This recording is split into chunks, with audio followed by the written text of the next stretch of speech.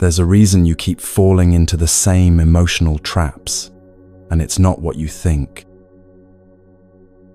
Tonight, I'm going to share the discovery that a Vietnamese monk made during one of the most brutal wars in history, a discovery that completely changed how we understand why we get stuck in cycles of anger, anxiety, and pain. This isn't another self-help theory or positive thinking technique. This is ancient wisdom that's been tested by people who faced unimaginable suffering and found a way through that doesn't involve fighting yourself or forcing change. By the time we finish this journey together, you'll understand exactly why trying to push away difficult emotions actually makes them stronger, and you'll know the precise method that dissolves them instead. Welcome to Moonmine Temple, where we discover that freedom isn't about becoming someone different. It's about recognizing the peace that's been waiting inside you all along. Right now, as you're listening to this, something remarkable is happening around the world. Someone in Tokyo is finding comfort in these same words as their day begins. Another person in London is letting their shoulders relax as evening falls. Maybe you're in New York, curled up before sleep, or in Sydney, taking a peaceful walk. If it feels right, share where you're listening from, not because you have to, but because there's something beautiful about knowing we're all seeking the same peace, just in different time zones. You might want to get comfortable, maybe wrap yourself in something soft, dim the lights, or simply let your body settle wherever you are. Because what you're about to discover will change how you relate to every difficult moment for the rest of your life. Here's what I know about you, even though we've never met. You've tried to control your reactions and sometimes succeeded, but the patterns keep coming back. You've probably told yourself to just stay positive or let it go, but found that the more you fight certain feelings, the more persistent they become. You might even feel frustrated with yourself for not being able to simply choose peace. But here's the truth that changes everything. Those patterns aren't a sign that you're failing. They're actually doorways to freedom, if you know how to approach them. During the Vietnam War, when brothers were forced to kill brothers with foreign weapons and imported ideologies, a young monk named Thich Nhat Hanh discovered something that saved his sanity and eventually transformed millions of lives. While bombs fell around him and his country tore itself apart, he found that the enemy wasn't outside. It was the habit of fighting against reality itself. He learned this from studying someone called Avalokiteshvara, which means the one who listens to the cries of the world. But this wasn't just an ancient figure from Buddhist stories. It was a capacity that lived inside every human being. The ability to be present with suffering without adding to it, to listen without trying to fix, to offer the kind of attention that actually heals. Think about the last time someone truly listened to you. Not waiting for their turn to speak, not trying to solve your problems, but really hearing you. How did that feel in your body? What happened to your breathing, your tension, your sense of being alone with whatever you were carrying? That same quality of listening, that same presence, is what transforms the difficult emotions inside us. But here's the part that will surprise you. It's not about getting rid of anger or anxiety or sadness. It's about changing your relationship with them so completely that they lose their power to control your life. Tonight, you'll discover why the Buddha said that fighting our emotions is like trying to stop a river with our bare hands.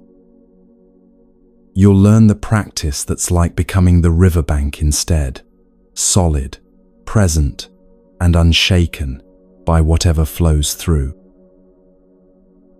You'll hear the story of a young boy who broke a pattern of inherited anger that had passed down through generations, and how that single breakthrough healed not just his future, but somehow reached back to heal his ancestors too. Most importantly, you'll experience what Thich Nhat Hanh called arriving at your true home, that place of peace that doesn't depend on your circumstances being perfect or your emotions being pleasant. It's the home that can't be taken away by difficult people, challenging situations, or even your own mental storms. This isn't about becoming a monk or learning complicated meditation techniques. These are simple practices that work while you're stuck in traffic, dealing with difficult family members, or lying awake at 3 a.m. They're as practical as they are profound, as gentle as they are powerful. So settle in, let your breathing slow, and prepare to discover why the path to freedom begins not with fighting your patterns, but with learning to listen to them with the same compassion you'd offer a frightened child.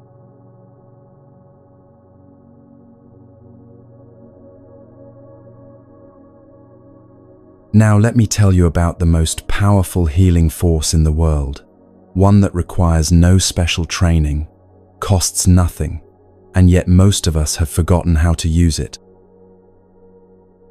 It's the art of truly listening, not just to the words someone speaks, but to the pain beneath the words, the hope hiding behind the anger, the love that's trying to express itself through frustration.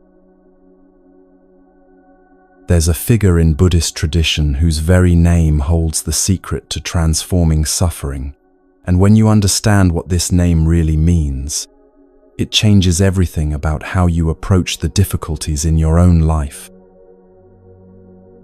Avalokiteshvara, the one who listens to the cries of the world. In Vietnamese, this compassionate presence is called Quan Thiam, and in Chinese Guan Yin. But regardless of the language or culture, the essence remains the same, the recognition that deep, compassionate listening has the power to heal wounds that nothing else can touch. This isn't about having supernatural abilities or being able to solve everyone's problems with the right words. It's about something far more profound and accessible, the understanding that when we offer another person our complete, non-judgmental presence, we create a sacred space where transformation naturally begins to unfold. The Vietnamese Zen master Thich Nhat Hanh discovered this truth during the darkest period of his life, and his understanding grew from witnessing how this simple practice could heal even the deepest wounds of war and separation. But Avalokiteshvara isn't someone outside of us, some distant figure we pray to for help. According to Buddhist teaching, every single person carries this seed of compassionate listening within their own consciousness. It's like having a hidden room in your house that you've never discovered, filled with exactly what you need to help both yourself and others find peace. The question isn't whether you have this capacity, you do. The question is whether you'll learn to water this seed through practice, allowing it to grow strong enough to manifest when it's needed most. Think of your consciousness as a garden where many different seeds are planted in the rich soil of your awareness. There's a seed of anger there, yes, planted perhaps by years of frustration and disappointment. But there's also a seed of patience, strengthened every time you chose to stay calm when provoked. There's a seed of fear, watered by experiences of loss and uncertainty. But equally present is a seed of courage, growing stronger each time you faced something difficult and chose to move forward anyway. There's a seed of judgment, fed by our culture's constant comparison and criticism. But also quietly growing is a seed of acceptance, nourished by every moment you've chosen to love someone exactly as they are.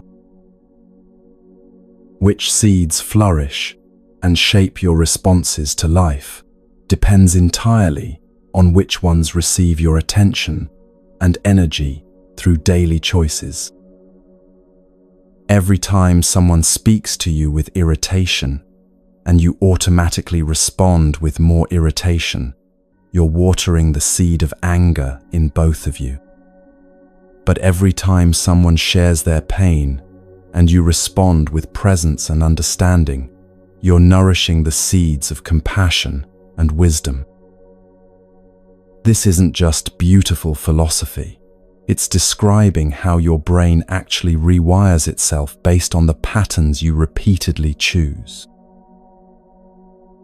Let me share with you a story that perfectly illustrates this truth, one that took place at a peaceful monastery in the French countryside, where people from around the world came to learn the art of mindful living. Every summer, a young boy would visit this sanctuary with his younger sister, both of them eager to discover practices that could bring more peace to their daily lives. But this boy carried a heavy burden that many children know too well. He had a troubled relationship with his father. The pattern was always the same and heartbreakingly familiar. Whenever the boy would fall down and hurt himself, instead of receiving comfort or gentle care, his father would immediately shout at him. "How could you be so careless?" his father would demand. "Why weren't you paying attention?" The boy would stand there, bleeding and in pain, feeling not only the physical hurt, but also the deeper wound of not being comforted in his moment of need. Year after year, this young boy made himself a solemn promise. When he grew up and had children of his own, he would never, ever be like his father. If his child fell down and got hurt, he wouldn't shout or blame. He would rush to help, offer comfort, and make everything better. This determination lived in his heart, like a flame, fueling his commitment to break the cycle of harsh responses that had caused him so much pain. One particular summer day at the monastery, the boy was playing peacefully when his sister and another little girl decided to play on a hammock together. Children being children, they were laughing and swinging, lost in the simple joy of the moment. But then something went wrong. The other girl fell from the hammock and hit the ground hard, blood immediately beginning to flow from her injury. What happened next changed this young boy's understanding of himself forever. As he saw the injured girl lying there bleeding, instead of rushing to help with compassion and gentleness, he felt a sudden surge of anger rising in his chest. The words that wanted to burst from his mouth were shockingly familiar. "Stupid. How could you do something like that?" In that moment of crisis, all his good intentions and promises to himself evaporated, and he discovered something that shook him to his core. He was exactly like his father. But here's where the story becomes truly remarkable. Because this boy had been practicing mindfulness at Plum Village, he was able to catch himself before the harsh words actually left his mouth. He had developed enough awareness to recognize what was happening inside him. The same pattern of blame and irritation that had hurt him so deeply was now rising in him, ready to hurt someone else. Instead of speaking, he stepped back and watched as other people came to help the injured girl, his heart pounding with the recognition of what he had almost done. As he practiced slow, mindful walking to calm himself down, breathing deeply the way he had learned in the monastery, a profound understanding began to dawn. He wasn't fundamentally different from his father at all. The same energy of anger and impatience that had been transmitted to him was now living inside him, ready to be passed on to the next generation if he didn't learn to transform it.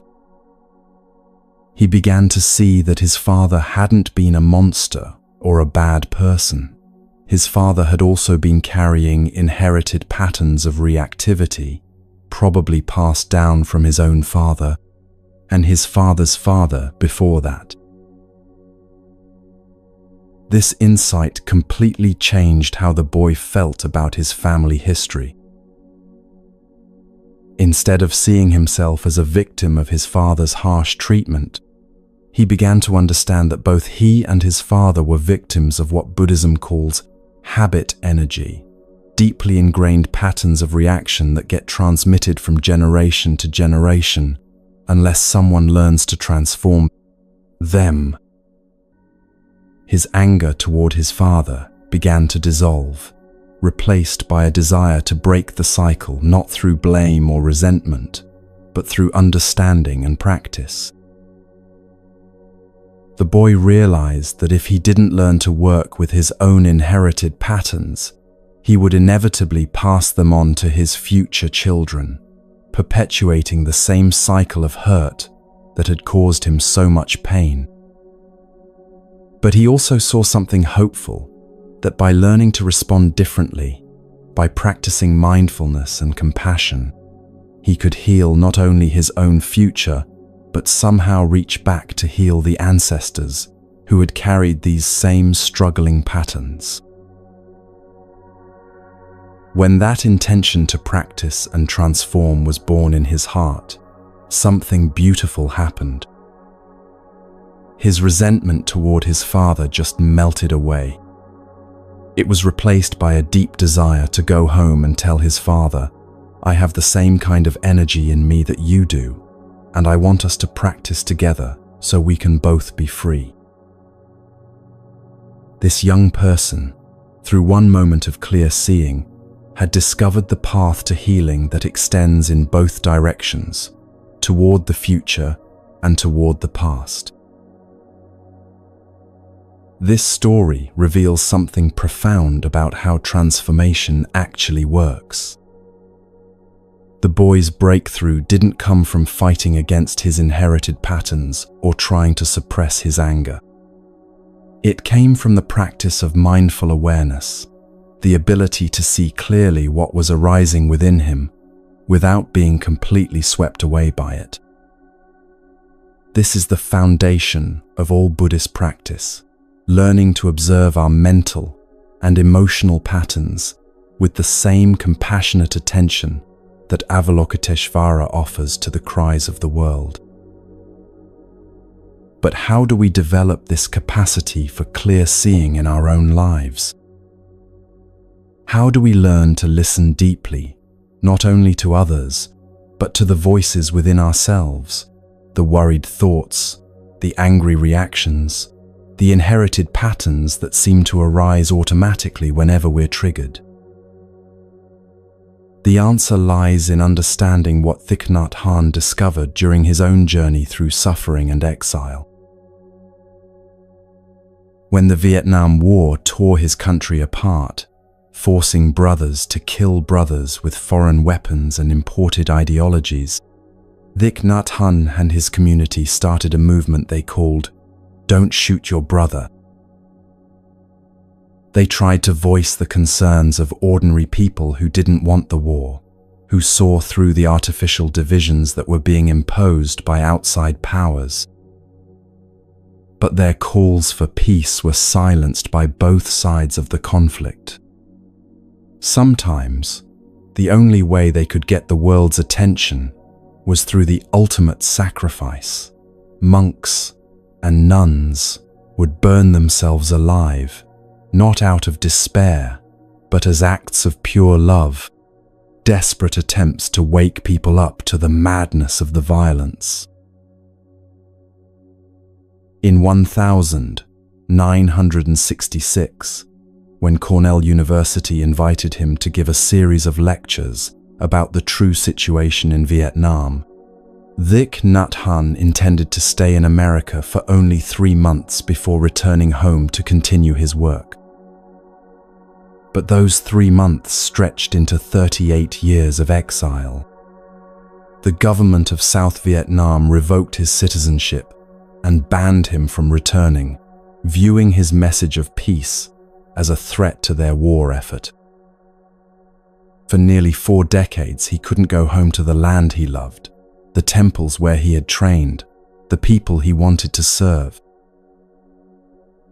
During the first years of exile, despite being an experienced Dharma teacher with many students, despite having deep intellectual understanding of Buddhist philosophy, Thich Nhat Hanh found himself struggling with a profound sense of homelessness. He would travel from city to city giving lectures, sleeping 1 or 2 nights in each place, waking up in the middle of the night, not knowing where he was. He would have to breathe deeply and orient himself. What city, what country, what continent? The constant displacement was disorienting and exhausting. Night after night, he would dream of returning to his root temple in central Vietnam, climbing the familiar green hill with its beautiful trees. In the dream, he would make it halfway up the hill before waking to the harsh reality that he was still in exile, still separated from everything that felt like home. The same dream repeated again and again, his heart breaking a little more each time. But then something shifted through his practice of mindfulness and deep listening to his own experience. He began to understand that home isn't a place you go to, it's a way of being you can cultivate anywhere. Through breathing mindfully, walking with awareness, and bringing his complete attention to the present moment, he discovered what he called his true home, a state of peace and presence that couldn't be taken away by external circumstances. He developed a simple practice that became the foundation of his teaching. Breathing in, he would say to himself, "I have arrived." Breathing out, he would say, "I am home."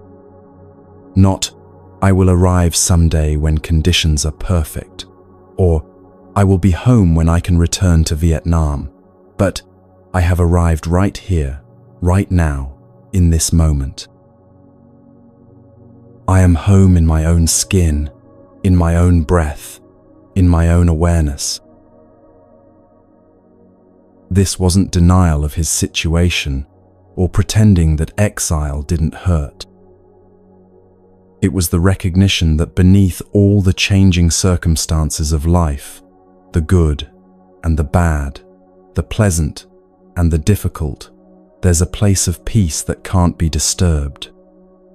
It's what the Buddha called our true nature, the awareness that observes all experiences but isn't destroyed by any of them.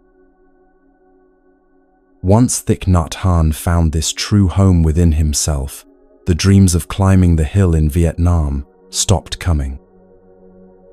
He no longer suffered from his inability to return to his homeland, even though he would have loved to teach there and serve his people.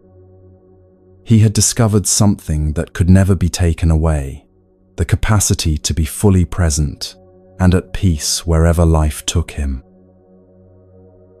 This discovery changed everything about how he understood freedom and suffering. He realized that most of our pain comes not from our circumstances themselves, but from our relationship to those circumstances, our resistance to what is, our attachment to how things should be different. When we learn to listen deeply to our experience without immediately trying to change it, we discover that even difficult emotions and challenging situations have something to teach us. But how does this relate to the art of compassionate listening that can transform our daily relationships and inner struggles? When Thich Nhat Hanh spoke of Avalokiteshvara, he was describing the same quality of presence that allowed him to find peace in exile. It's the ability to be with whatever arises, in ourselves or others, without needing to fix, change, or escape from it. This doesn't mean becoming passive or accepting harmful situations. It means developing the stability and clarity to respond wisely rather than simply reacting from our conditioning. When someone shares their pain with you, the practice of deep listening means offering them the same spacious presence that you would want in your most difficult moments. You breathe gently and listen not just to their words, but to the human heart underneath the words. You don't try to solve their problems or change their perspective. You simply create a safe space for their truth to be expressed and heard. In that space of acceptance and compassion, healing naturally begins to happen.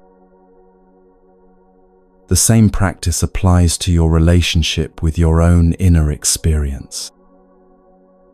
When anxiety arises, instead of immediately trying to think your way out of it or distract yourself from it, you can pause and say, "Anxiety is here. What are you trying to tell me?" Often, you'll discover that underneath the surface worry is actually care. You're anxious about something because it matters to you. When you listen to your emotions with this kind of gentle curiosity, they often transform into something more workable. This is the practice that the young boy at the monastery learned, the practice that allowed him to see his anger clearly without being controlled by it. It's the practice that allowed Thich Nhat Hanh to transform the pain of exile into a deeper understanding of true freedom. And it's the practice that can allow you to break free from the automatic patterns that have been running your life, creating space for new possibilities to emerge. Understanding this practice of deep listening requires recognizing something that modern life often obscures. We live in a world where most people have forgotten how to be truly present with each other. We've become skilled at multitasking, at thinking about the next thing while we're supposedly engaged with the current thing, at listening to respond rather than listening to understand. But according to Buddhist wisdom, this scattered attention is one of the root causes of our suffering and disconnection. When Thich Nhat Hanh speaks of the collective energy of mindfulness, he's describing something that can be experienced even in small moments of genuine presence. Imagine sitting with a friend who is going through a difficult divorce, and instead of offering advice or sharing your own relationship experiences, you simply breathe quietly and give them your complete attention. Something shifts in the space between you, a quality of safety and acceptance that allows deeper truths to emerge. Your friend might start by complaining about their ex-partner's faults, but as they feel truly heard, they might begin to share their own fears about being alone, their grief over the dreams that won't come true, their worry about how the children are handling the changes. This is Avalokiteshvara in action, not as a distant spiritual figure, but as the natural flowering of human compassion when we stop trying to fix or change and simply offer our presence.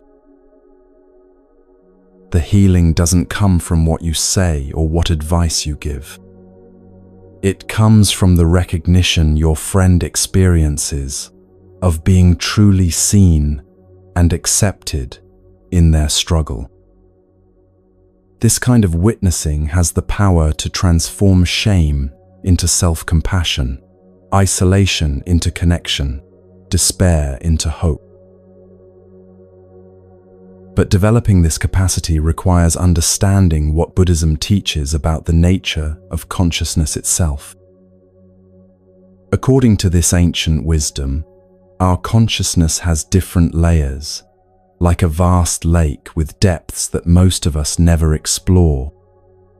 On the surface, we have what's called mind consciousness, our immediate thoughts, reactions, and everyday mental activity. This is the level where we experience our moment-to-moment responses to life, our planning and worrying and remembering. But beneath this surface layer lies what's known as store consciousness, the deeper realm where all our experiences, memories, and inherited patterns are held. The young boy at Plum Village had been carrying his father's pattern of angry response in this store consciousness, probably since he was very small. Every time his father had shouted at him for getting hurt, that experience was stored not just as a memory, but as an imprint that shaped how he himself would respond to situations involving injury or mistake. This is what Buddhism calls habit energy, the accumulated patterns that arise automatically when certain conditions are present. These patterns operate below the level of conscious choice, which is why we can have the best intentions to respond differently, but find ourselves repeating the same reactions that hurt us when we were children. What made the boy's transformation possible was the development of what Buddhism calls mindfulness, the ability to observe what's arising in consciousness without being completely identified with it. When he saw the injured girl and felt the familiar surge of anger and blame, mindfulness allowed him to recognize, "This is my father's pattern arising in me," rather than simply acting from that pattern automatically. This moment of recognition created a space between the triggering event and his response, a space where choice becomes possible. This is perhaps the most important understanding in all of Buddhist psychology, that we are not our patterns. We are the awareness that can observe our patterns. The angry reaction that wanted to blame the injured girl wasn't the boy's true nature. It was inherited conditioning, arising in the space of his awareness. When he could see it clearly, he could choose not to act from it, and in that choice, the pattern began to lose its power over him. Thich Nhat Hanh's own journey through exile illustrates this same principle on a much larger scale. When he first found himself unable to return to Vietnam, his initial response was shaped by very human patterns of attachment and longing. He had natural desires to be in familiar places, to serve his people directly, to continue the work he had started in his homeland. The dreams of climbing the green hill to his root temple were expressions of this deep attachment to place and identity. But through his practice of mindfulness, he began to see that his suffering wasn't actually caused by being separated from Vietnam. It was caused by his attachment to the idea that he needed to be in Vietnam to be truly at home. This insight didn't minimize the real pain of separation or suggest that missing his homeland was wrong. Rather, it revealed a deeper truth, that the peace and belonging he was seeking in external circumstances was actually available in every moment through the quality of his presence and awareness. The practice of saying, "I have arrived, I am home," wasn't a mental trick or positive affirmation. It was a recognition of what was already true, that his essential nature, his capacity for peace and wisdom and love, was fully present wherever he happened to be. Home wasn't a place on a map. It was the state of being completely present and awake in the current moment. This realization transformed his exile from a source of ongoing suffering into an opportunity for deeper freedom. This same understanding can transform how we relate to the difficult patterns in our own lives. When anxiety arises, instead of seeing it as an enemy to be defeated or a problem to be solved, we can recognize it as a visitor in the space of our awareness. We can say, "Hello, anxiety, I see you're here. What are you trying to protect?" Often, we'll discover that underneath the surface, worry is actually love. We're anxious about our children because we care about their well-being. Worried about our work because we want to contribute something meaningful. Concerned about our health because we value our life. When we listen to our emotions with this kind of gentle curiosity, they often reveal their deeper wisdom. Anger might be showing us where our boundaries have been crossed. Sadness might be pointing to what we've lost that was precious to us. Fear might be highlighting what we need to protect or prepare for. Instead of being problems to eliminate, our emotions become sources of information and even guidance. This is the practice that transforms not only our inner landscape, but our relationships with others. When someone speaks to us with irritation or criticism, instead of automatically defending ourselves or counterattacking, we can pause and listen for the pain or fear underneath their words. We might hear that their criticism comes from feeling unappreciated, or their anger stems from feeling powerless in some area of their life. This doesn't mean accepting inappropriate behavior, but it allows us to respond from wisdom rather than simply reacting from our own defensive patterns. The boy at Plum Village discovered that when he could see his father as someone who was also carrying inherited patterns rather than as an enemy who had hurt him, his whole relationship to their history changed.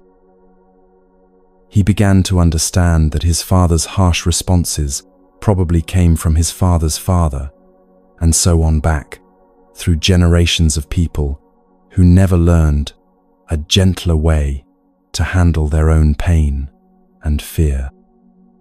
This insight allowed compassion to arise where there had been resentment, and a desire for mutual healing where there had been a wish for revenge or escape. This is what Thich Nhat Hanh means when he talks about healing that extends both into the future and back into the past.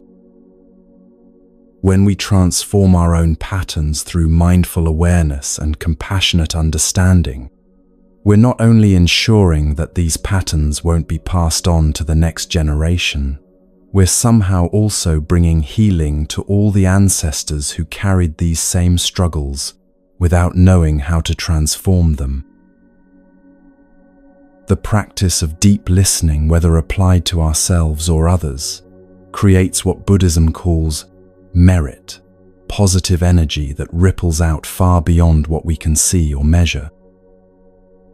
Every moment of genuine presence, every choice to respond with understanding rather than reactivity, every instance of seeing clearly through our conditioning, contributes to the healing of the world.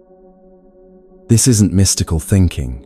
It's recognizing that we're all interconnected and that individual transformation inevitably affects the whole.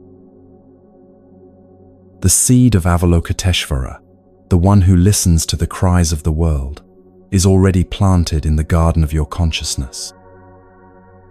Every time you choose presence over reactivity, understanding over judgment, compassion over criticism, you're watering this seed, and helping it grow. Every time you listen deeply to yourself or another person, you're participating in the healing of the world. Every time you recognize a pattern arising and choose to respond differently, you're breaking chains that may have bound your family line for generations. As we continue this journey together, you'll discover how to cultivate this capacity through simple daily practices that anyone can learn, how the sound of a bell can call you back to your true home, how walking can become a revolutionary act of freedom, and how even ordinary activities like drinking tea can become doorways to profound peace.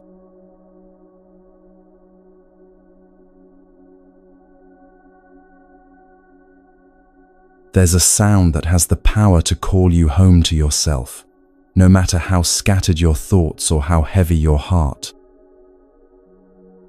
It's not a magical sound, or one that requires special equipment or years of training to understand. It's as simple as a bell ringing, yet when approached with the right understanding, it becomes a doorway to the most profound transformation you can imagine. In Buddhist communities around the world, the sound of a bell isn't just a signal or a way to mark time. It's considered the voice of the Buddha from within, calling each person back to their true home in the present moment. But this isn't about religion or believing in any particular spiritual figure. It's about recognizing that within each of us lives a capacity for awakeness, for peace, for coming fully alive in the here and now. The practice begins with understanding that even something as simple as inviting a bell to sound can become a sacred act when done with complete mindfulness. You don't just pick up an instrument and make noise. That would be like trying to have a meaningful conversation without first taking a moment to center yourself and consider what you want to communicate. Instead, the person who will ring the bell first prepares themselves through a ritual that transforms both the ringer and everyone who will hear the sound. Picture this scene, because it contains wisdom that can change how you approach every transition in your daily life. Before touching the bellmaster sits quietly and practices mindful breathing.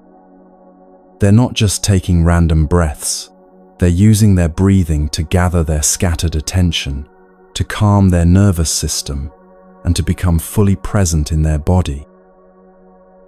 This preparation isn't optional or ceremonial, it's essential, because the quality of attention they bring to ringing the bell will be transmitted to everyone who hears it.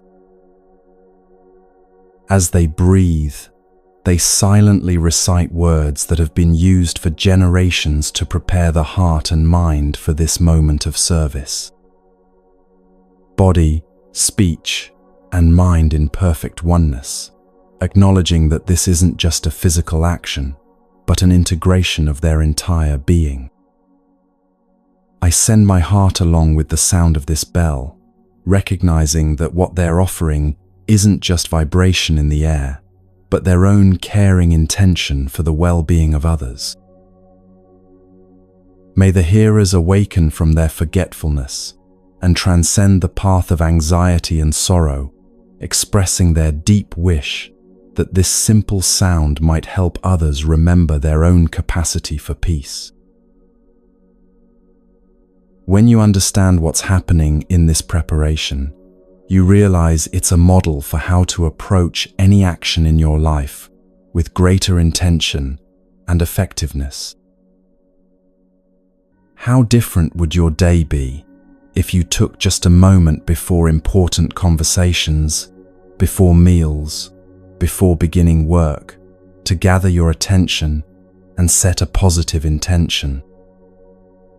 How much more helpful could you be to others if you approached each interaction not as a task to complete, but as an opportunity to offer your best self? Once the bell master is centered and prepared, they don't immediately create the full sound. Instead, they offer what's called a half sound, a gentle warning that alerts everyone in the community that a mindfulness bell is about to ring. This isn't just courtesy, though it is deeply considerate. It's recognizing that the effectiveness of mindfulness practice depends on preparation, on creating the right conditions for awareness to flourish. When people hear this preparatory sound, something beautiful happens throughout the community. Conversations naturally come to a gentle close, not abruptly or with irritation, but with the understanding that they're about to receive a gift. People stop what they're doing and turn their attention inward, preparing to receive the full sound. It's like the difference between being suddenly awakened by an alarm clock and having someone gently touch your shoulder and whisper your name. This creates space for one of the most profound practices in all of Buddhist training, the art of stopping. Not stopping as in giving up or becoming passive, but stopping as in coming to rest in the present moment. In our culture, we're constantly in motion, mentally if not physically. Our minds jump from past to future, from problem to problem, from desire to desire, like restless children who can't sit still. But the sound of the mindfulness bell creates an opportunity to interrupt this endless movement and discover what's available when we simply rest in awareness. After allowing time for everyone to prepare, the bell master invites the bell to sound fully. And now comes the practice that can transform how you relate to every moment of your life. As the sound fills the space, each person practices breathing mindfully and listening deeply. They're not just hearing the vibrations with their ears, they're receiving the sound with their entire being, using it as an anchor for their wandering attention. The traditional practice involves breathing in while silently saying, "Listen, listen," and breathing out while saying, "This wonderful sound brings me back to my true home." But what is this true home that the bell is calling you back to? It's not a place on a map or a building you can drive to. It's the state of being fully present, fully alive, fully aware of the miracle of this moment. Think about the last time you felt completely at home, not necessarily in a particular location, but in a state of being where you felt safe, peaceful, and exactly where you belonged. Maybe it was holding a sleeping child, or walking in nature, or sharing a quiet moment with someone you love. Maybe it was during an activity that absorbed your complete attention, where you lost track of time and self-consciousness. That sense of belonging, of being fully present and content, that's your true home, and it's available in every moment if you know how to access it. The genius of this practice is that it trains your nervous system to associate certain sounds with coming home to peace.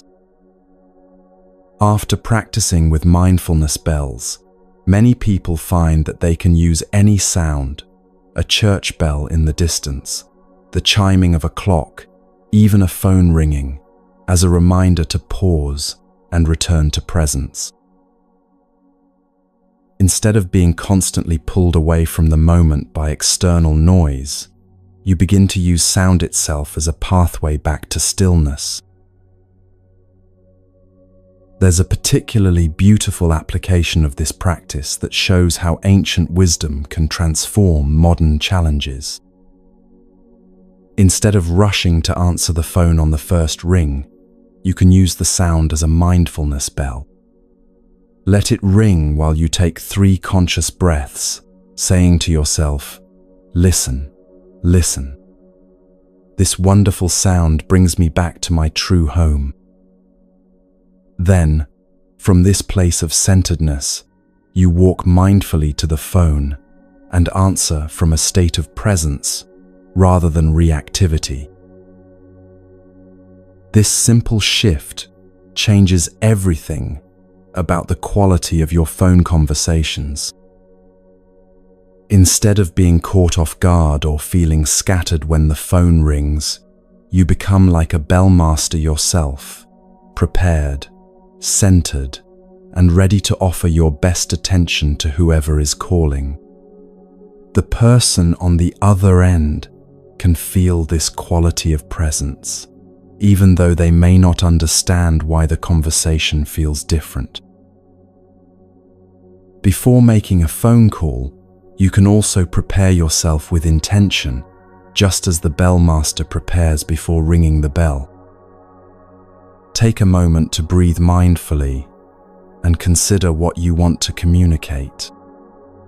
You might even silently repeat words similar to those used by the bellmaster. Words can travel thousands of miles. May what I say bring about understanding and compassion. May everything I express be as beautiful as flowers and help create more love in the world. This isn't about becoming perfect or never having difficult conversations. It's about approaching communication from a place of awareness rather than autopilot, with the intention to be helpful rather than simply to discharge your own emotions or get your own needs met. When both people in a conversation are practicing this kind of mindful presence, something magical happens. They can actually hear each other, not just the words, but the humanity underneath the words. The practice extends beyond formal meditation periods or phone calls to every transition in your day. In some communities, bells are programmed to ring softly every 15 minutes throughout the day. Each time the bell sounds, people pause whatever they're doing, cooking, working, studying, walking, and take 3 mindful breaths. It's like having a gentle friend who reminds you dozens of times each day to come home to yourself. You can create this same supportive structure in your own life without any special equipment. Set a soft chime on your phone to ring periodically throughout the day. When you hear it, pause and ask yourself, where is my attention right now? Often, you'll discover that your mind has been somewhere else entirely, replaying a conversation from yesterday, worrying about tomorrow's meeting, lost in planning or fantasy. The bell gives you the opportunity to gently guide your attention back to what's actually happening in the present moment. This coming home to the present moment isn't just a nice spiritual practice, it's the foundation for experiencing what one wise teacher called the most wonderful moment of your life. Most people, when asked if the most wonderful moment of their life has arrived yet, would say they're still waiting for it. They imagine it will come when they find the right relationship, achieve a certain goal, reach retirement, or when their problems are finally solved. But this perspective guarantees that the wonderful moment will never arrive, because there will always be another goal, another problem, another reason to postpone happiness. The Buddhist understanding turns this waiting on its head with a radical proposition. You can make the present moment into the most wonderful moment of your life. Not by changing your external circumstances, but by bringing your full awareness to what's already here. When you're completely present, you can touch the miracle that you're alive, that you can see and hear and feel, that your heart is beating and your lungs are breathing without any effort on your part. This doesn't mean pretending that difficult things aren't happening or forcing yourself to feel grateful when you're in pain. It means recognizing that even in the midst of challenges, there are elements of wonder available if you're present enough to notice them. The warmth of sunlight through a window, the kindness in a stranger's eyes, the simple fact that your body is working to keep you alive. These small miracles are happening constantly, but we miss them when our attention is elsewhere. The practice of returning to the present moment through the sound of a bell is training for this kind of awareness. Each time you pause and breathe mindfully, you're strengthening your capacity to be fully here, fully alive, fully able to receive the gifts that each moment offers. It's like exercising a muscle that most people don't even know they have, the muscle of presence. But perhaps the most revolutionary aspect of this practice is how it redefines the very concept of home. In our mobile, fast-paced world, many people struggle with feelings of rootlessness and displacement. They may have grown up in one place, gone to school in another, and now work in a third, never quite feeling fully settled anywhere. Others may feel homeless, even in familiar surroundings, because of family dysfunction, economic instability, or simply the sense that they don't quite fit in anywhere. The teaching of the mindfulness bell offers a different understanding of home, one that can never be taken away by external circumstances. Your true home isn't a location, but a quality of being, the ability to be present, aware, and at peace with whatever is arising in your experience. This home exists within you, wherever you go, in whatever circumstances you find yourself. It's available whether you're in a palace or a prison, surrounded by loved ones or completely alone. This understanding was tested and proven by a master who spent 38 years unable to return to his homeland. During the first years of this forced separation, he would dream repeatedly of returning to the familiar hills and temples of his youth. He would wake up disoriented, having to remember where he was and why he couldn't go home. The pain of displacement was real and profound. But through the practice of mindful breathing and present moment awareness, something shifted. He began to realize that his suffering wasn't caused by being away from a particular place. It was caused by his attachment to the idea that he needed to be somewhere else, to be truly at home. When he could say with complete sincerity, "I have arrived, I am home," the dreams stopped coming. He had found a home that couldn't be taken away by governments or circumstances or the passage of time. You can practice this same realization in small ways throughout your day. When you're stuck in traffic, instead of feeling frustrated about being delayed, you can breathe mindfully and say, "I have arrived, I am home." When you're waiting in line at the grocery store, instead of feeling impatient, you can use the time to come home to your body and your breath. When you're lying in bed, unable to sleep, instead of fighting with your insomnia, you can rest in awareness itself. The bell sound teaches you that every moment is an arrival, every breath is a homecoming. You don't have to wait for better circumstances or different feelings to be fully here. You can arrive completely in this moment, with whatever it contains, and discover that this arrival is itself the peace you've been seeking. There are many variations of the practice that can deepen your understanding and experience. Some people prefer to use different words with their breathing. Breathing in, I feel calm and relaxed. Breathing out, I smile. Others find meaning in breathing in, I establish myself in the present moment. Breathing out, I know this is a wonderful moment. The specific words matter less than the intention behind them, the commitment to use your breath as a pathway back to presence and peace. What's remarkable is how this simple practice can transform your entire relationship with sound.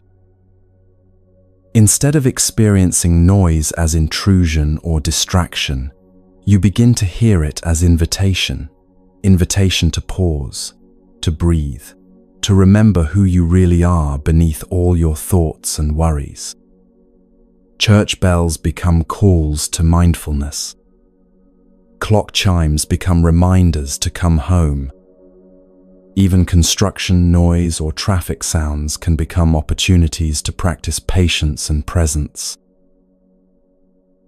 This is the beginning of what some call informal meditation, bringing the quality of awareness that you cultivate in sitting practice into every activity of your life. The sound of running water when you wash dishes becomes a mindfulness bell. The whistle of the kettle becomes a call to presence. Your footsteps on the pavement become a rhythm for coming home to your body. As you develop this practice, you may notice that you need external reminders less and less. The capacity to pause and return to presence begins to arise naturally throughout your day. You find yourself taking conscious breaths at red lights without any external cue. You notice that you're naturally more present during conversations, more aware of your surroundings, more able to appreciate small beauties that you used to rush past. This is the flowering of what Buddhist teachers call continuous mindfulness, a state where awareness becomes so natural that you no longer have to work to maintain it. You're simply present, the way a tree is present, or a mountain, or the sky. This doesn't mean you become passive or lose your ability to think and plan. It means you do everything from a place of rootedness in the present moment, which makes all your actions more effective and less stressful. The bell practice is preparation for this natural state of awakeness. Each time you pause and listen deeply, you're watering the seeds of presence within your consciousness. Each time you choose to interrupt your mental busyness and come home to your breath, you're strengthening your capacity for the kind of peace that doesn't depend on external conditions. As we continue our journey together, we'll explore how this foundation of present moment awareness becomes the basis for transforming your most difficult emotions and breaking free from patterns that have held you captive for years. But for now, simply rest in the understanding that your true home is always available, as close as your next breath, as accessible as the next sound you hear.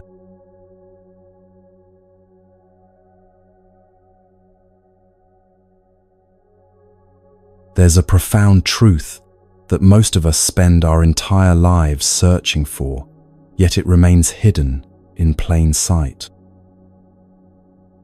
We believe that peace, belonging, and true contentment exist somewhere outside ourselves, in the perfect relationship, the ideal living situation, the right career, or perhaps in returning to a place from our past where we once felt safe and happy.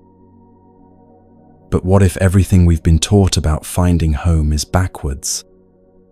What if the very act of seeking happiness in external circumstances is what keeps us feeling displaced and restless?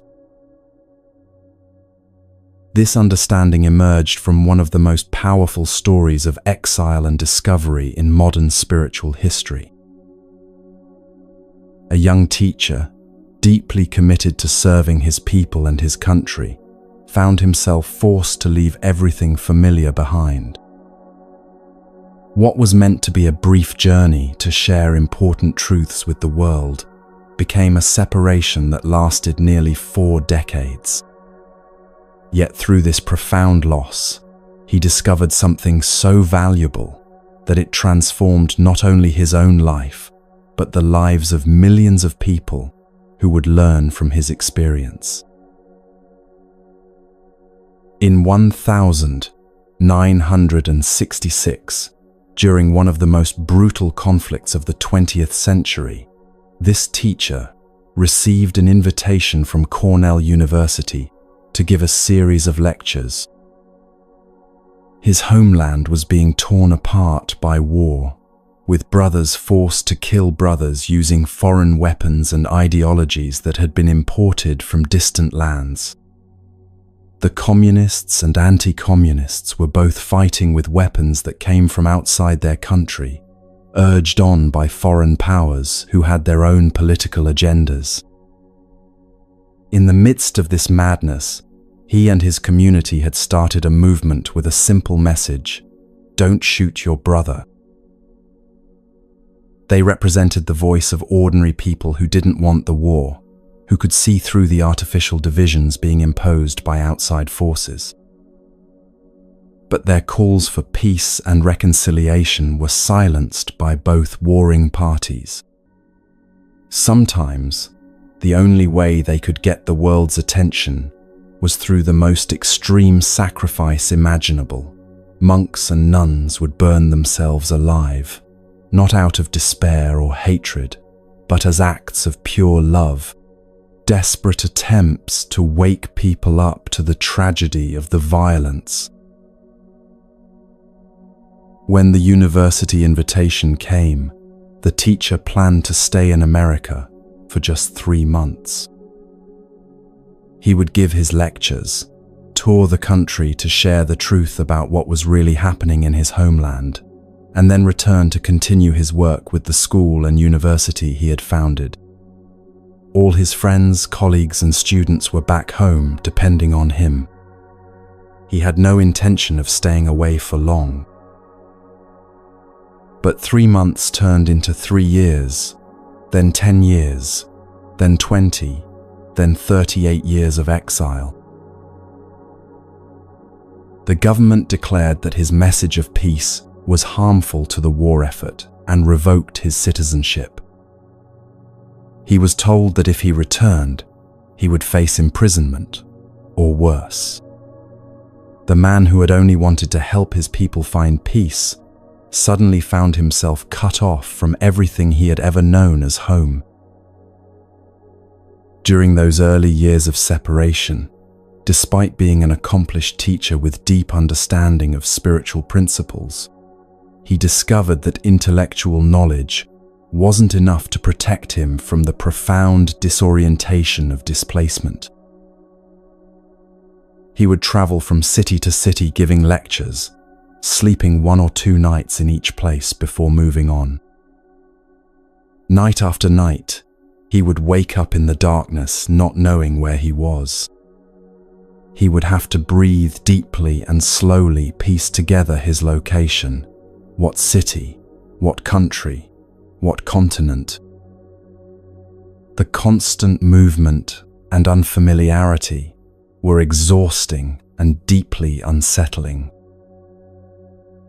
But the most painful part wasn't the physical discomfort of constant travel. It was the recurring dream that visited him again and again. In the dream, he would be returning to his root temple in the central mountains of his homeland. He could see the familiar green hill rising before him, covered with the beautiful trees he had loved since childhood. In the dream, he would begin climbing the hill with a heart full of joy and anticipation, knowing that soon he would be back where he truly belonged. But every time, halfway up the hill, he would wake up.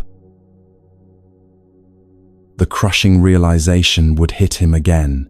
He was still in exile, still separated from everything that felt like home. The dream repeated with heartbreaking regularity, each time filling him with hope, only to dash it with the harsh reality of his situation. For someone who taught others about finding peace, the persistent pain of homesickness was both humbling and deeply challenging. During this period, he was incredibly active in trying to serve others despite his personal struggles. He made friends with Catholic priests, Protestant ministers, professors, and activists. He worked tirelessly to build bridges between different communities and to share wisdom that might help reduce suffering in the world. He played with German children, French children, African children, and British children, learning to find joy in connection across cultural boundaries. Yet beneath all this meaningful activity, the sense of displacement persisted. The trees in his new surroundings were so different from the trees of his homeland. The fruits, the flowers, the seasons, everything felt foreign and strange. The people, though kind and welcoming, spoke different languages and came from different cultural backgrounds. While he could appreciate the beauty and goodness in his new environment, nothing felt truly familiar or deeply nourishing to his soul. But then something began to shift through his practice of mindfulness and present moment awareness. He started to question the very foundation of his suffering. Was his pain really caused by being separated from a particular place, or was it caused by his attachment to the idea that he needed to be in that place to be truly at peace? This wasn't an intellectual exercise or philosophical speculation. It was a matter of survival, of finding a way to live with joy and purpose, despite circumstances that seemed to make happiness impossible.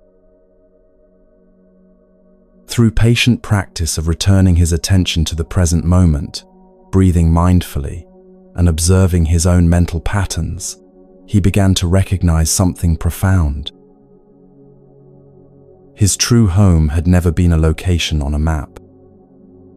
It wasn't the building where he was born, the temple where he was trained, or even the country whose soil he loved.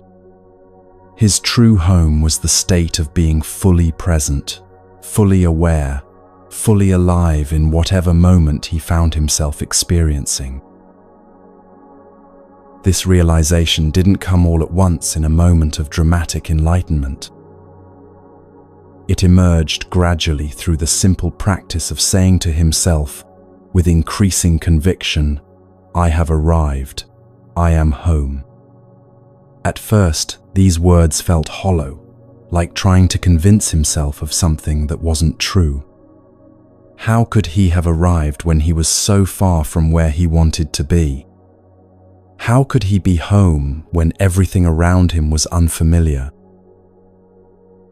But as he continued the practice, breathing in with, "I have arrived," and breathing out with, "I am home," something shifted in his understanding. He began to recognize that arrival isn't about reaching a destination. It's about becoming fully present wherever you are. Home isn't a place you travel to. It's a quality of awareness you can cultivate in any circumstances.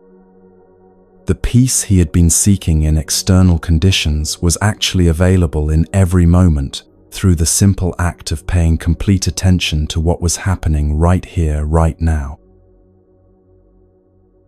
When this understanding became not just an idea but a lived reality, something remarkable happened.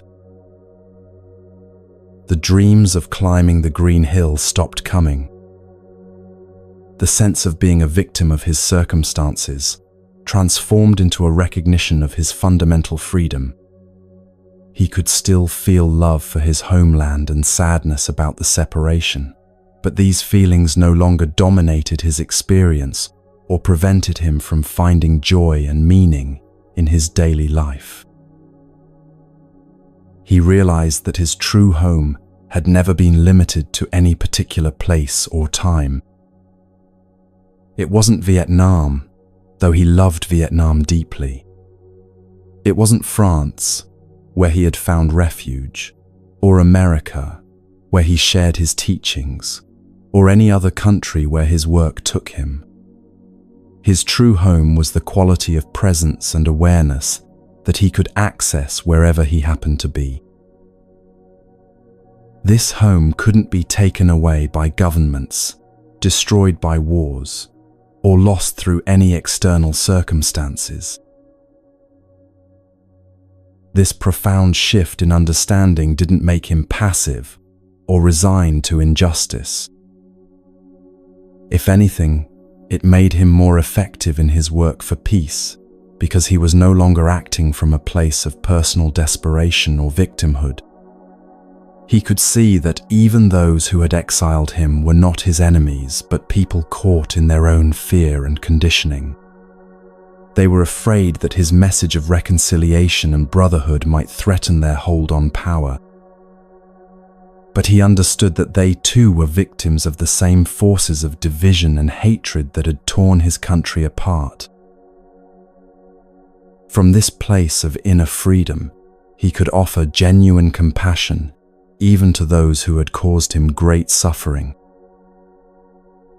He had no enemies because he understood that everyone, including those who opposed him, was struggling with the same fundamental human challenges: the search for security, the fear of loss, the desire to be loved and understood. His practice became not just about finding personal peace, but about helping others discover the same freedom from the prison of seeking happiness in external circumstances. This understanding has profound implications for how we approach our own struggles with belonging and contentment. How many of us spend our lives feeling like we're in the wrong place, with the wrong people, in the wrong circumstances? How much energy do we waste thinking that happiness will come when we finally get to the right location, achieve the right relationship status, or accumulate the right amount of wealth and security? The teaching of true home offers a radically different approach. Instead of constantly seeking better external conditions, we can learn to arrive fully in whatever conditions we find ourselves experiencing. This doesn't mean becoming passive or accepting harmful situations that we have the power to change.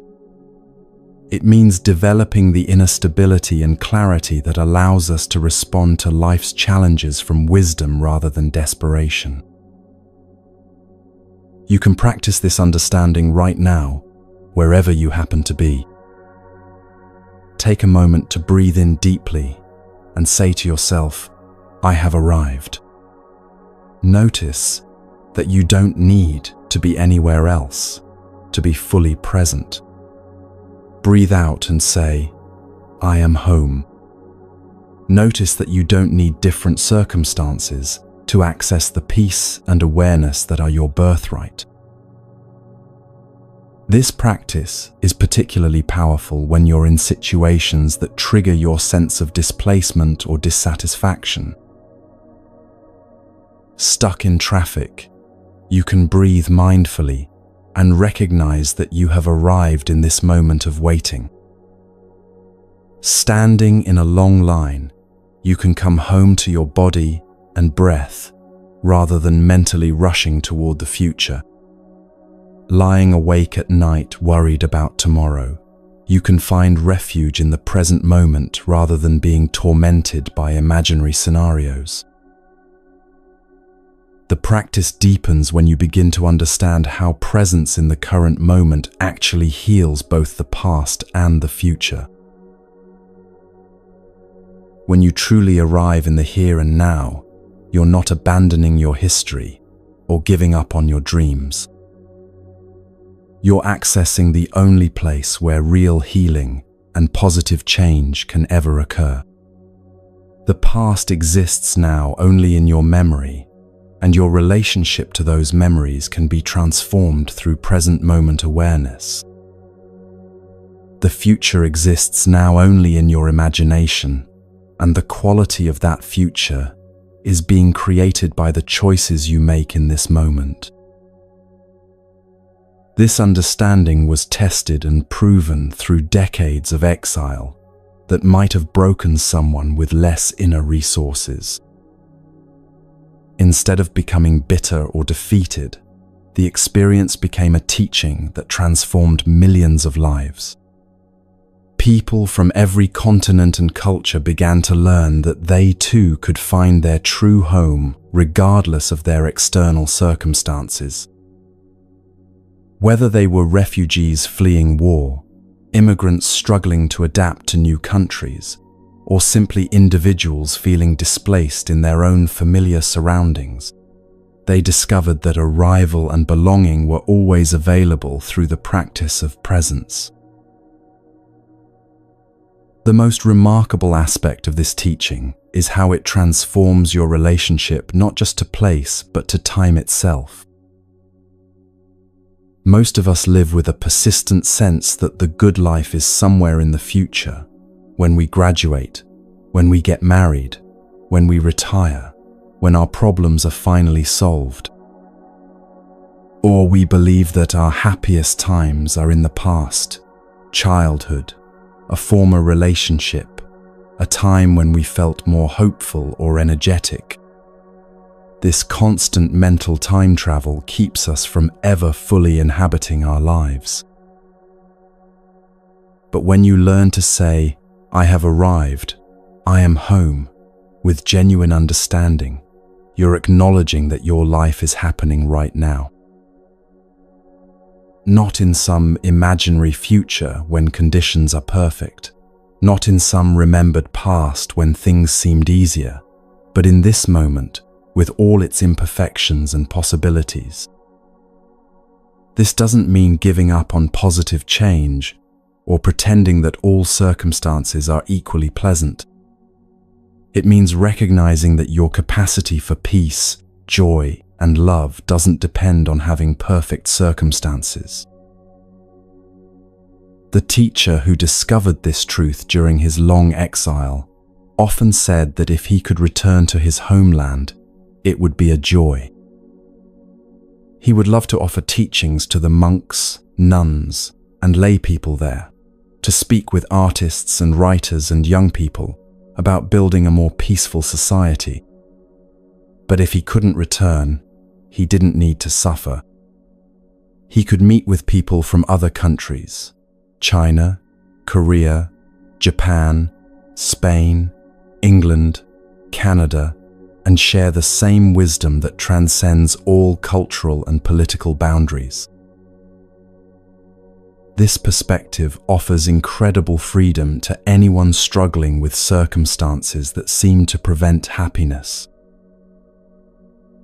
You might be living far from family you love, working in a job that doesn't fully utilize your talents, or dealing with health challenges that limit your physical activities. While it's natural to wish for different circumstances and to work toward positive change when possible, your fundamental well-being doesn't have to depend on achieving those external goals. You can learn to find genuine contentment and purpose wherever life has placed you. The practice of arriving in the present moment also reveals something beautiful about the nature of time itself. When you're fully present, you discover that this moment contains everything you need. Not everything you want, necessarily, but everything you need to take the next step to respond with wisdom, to experience peace and gratitude. The future unfolds naturally from present moment awareness and right action. The past finds healing through the forgiveness and understanding that can only happen now. This is why the formula, "I have arrived, I am home," became the essence of decades of spiritual practice and teaching.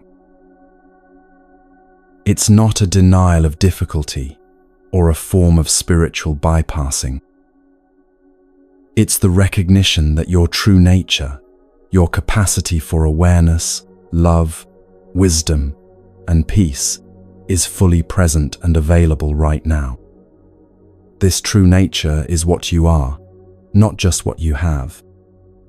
It can't be damaged by external circumstances or lost through any kind of failure or misfortune. As you practice this understanding, you may notice that your relationship to travel and movement begins to change. Instead of always seeking escape from your current situation, you learn to bring a quality of presence and appreciation to wherever you are. When you do travel, it's not because you're running away from yourself, but because you're curious about experiencing your true home in different settings. The external journey becomes a reflection of an inner journey toward greater awareness and freedom. You might also notice that your relationships with other people deepen. When you're not constantly seeking fulfillment through external circumstances, you can be more genuinely present with others. You listen more deeply because you're not mentally elsewhere, planning your escape or waiting for something better. You love more freely because your happiness doesn't depend on others behaving in particular ways. This quality of presence is one of the greatest gifts you can offer to anyone, and it emerges naturally from the practice of coming home to yourself. The true home within is not a destination you reach after years of practice. It's your natural state that becomes accessible the moment you stop seeking fulfillment elsewhere. Every breath is an opportunity to arrive. Every moment is a chance to come home. The peace you've been seeking has been waiting patiently for you to notice that it was never anywhere except here, in the simple miracle of your own aware presence. As we continue exploring these teachings, you'll discover how this foundation of inner homecoming becomes the basis for transforming even the most difficult relationships and healing wounds that seemed permanent. But for now, rest in the understanding that wherever you are, whatever you're experiencing, you are already home.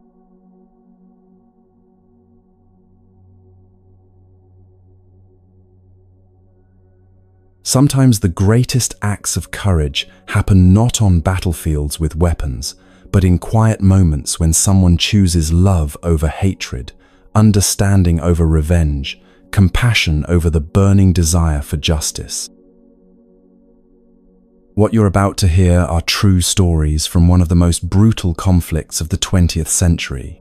Stories that reveal how ordinary people can become extraordinary warriors, not warriors who destroy, but warriors who heal, who build bridges where others see only division. These aren't tales of military strategy or political maneuvering. They're stories about what happens when the human heart refuses to be hardened by even the most extreme suffering.